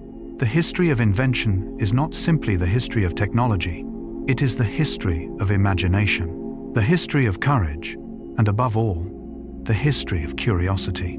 Perhaps the greatest miracle is not the inventions we explored tonight, but the very ability to create them, because every wheel, every book, every light bulb, every aeroplane, and every line of computer code once did not exist. They all began as a fleeting thought in someone's mind, a small question, an unproven idea, a dream that seemed impossible. Carl Jung believed that within every human being lie undiscovered potentials, possibilities waiting to awaken, seeds of creativity waiting to be nurtured. Perhaps human history itself is the most beautiful evidence of that belief.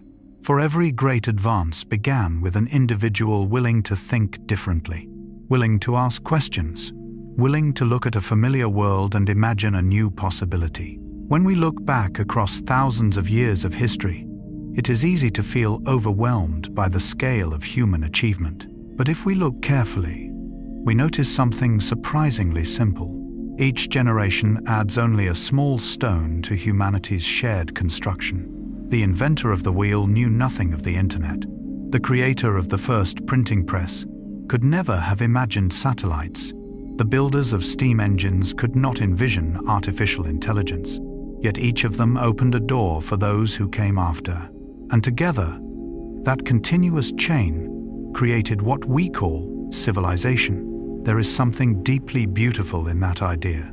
No one truly builds the future alone. Every discovery stands upon earlier discoveries. Every new idea is nourished by countless older ideas.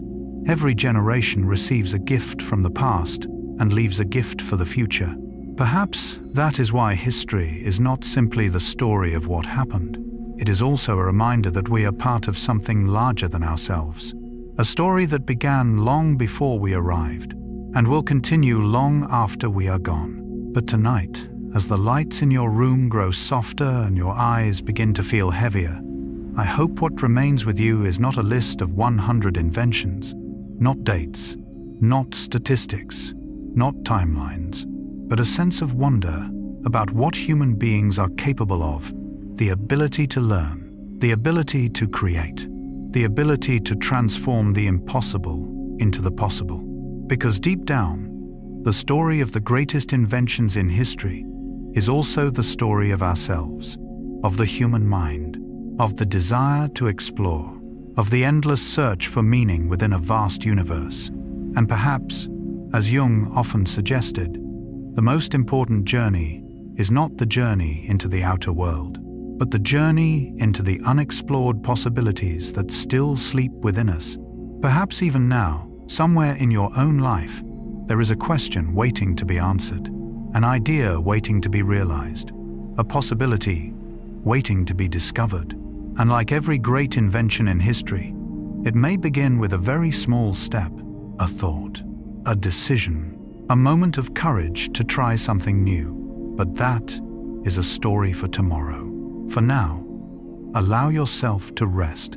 Allow the stories of history to gently fade into the quiet of the night. Allow your mind to relax. Allow your thoughts to slow down. And remember that the world will continue to turn. The stars will continue their silent journey across the sky, and humanity will continue its endless adventure of discovery. But tonight, your only task is to rest. If you enjoy these journeys through history, psychology, philosophy, and the deeper stories of humanity through the lens of Carl Gustav Jung, don't forget to like this video and subscribe to the channel so you won't miss our future explorations. Every subscription not only helps the channel grow, but also helps us continue creating long, thoughtful, and relaxing stories to accompany you during peaceful evenings. Thank you for spending this time with us. Thank you for joining us as we explored some of the most extraordinary creations in human history. And now, close your eyes. Take one slow, gentle breath. Relax your shoulders. Let your thoughts drift away. May your night be peaceful. May your dreams be beautiful. And we will meet again on the next journey. Good night.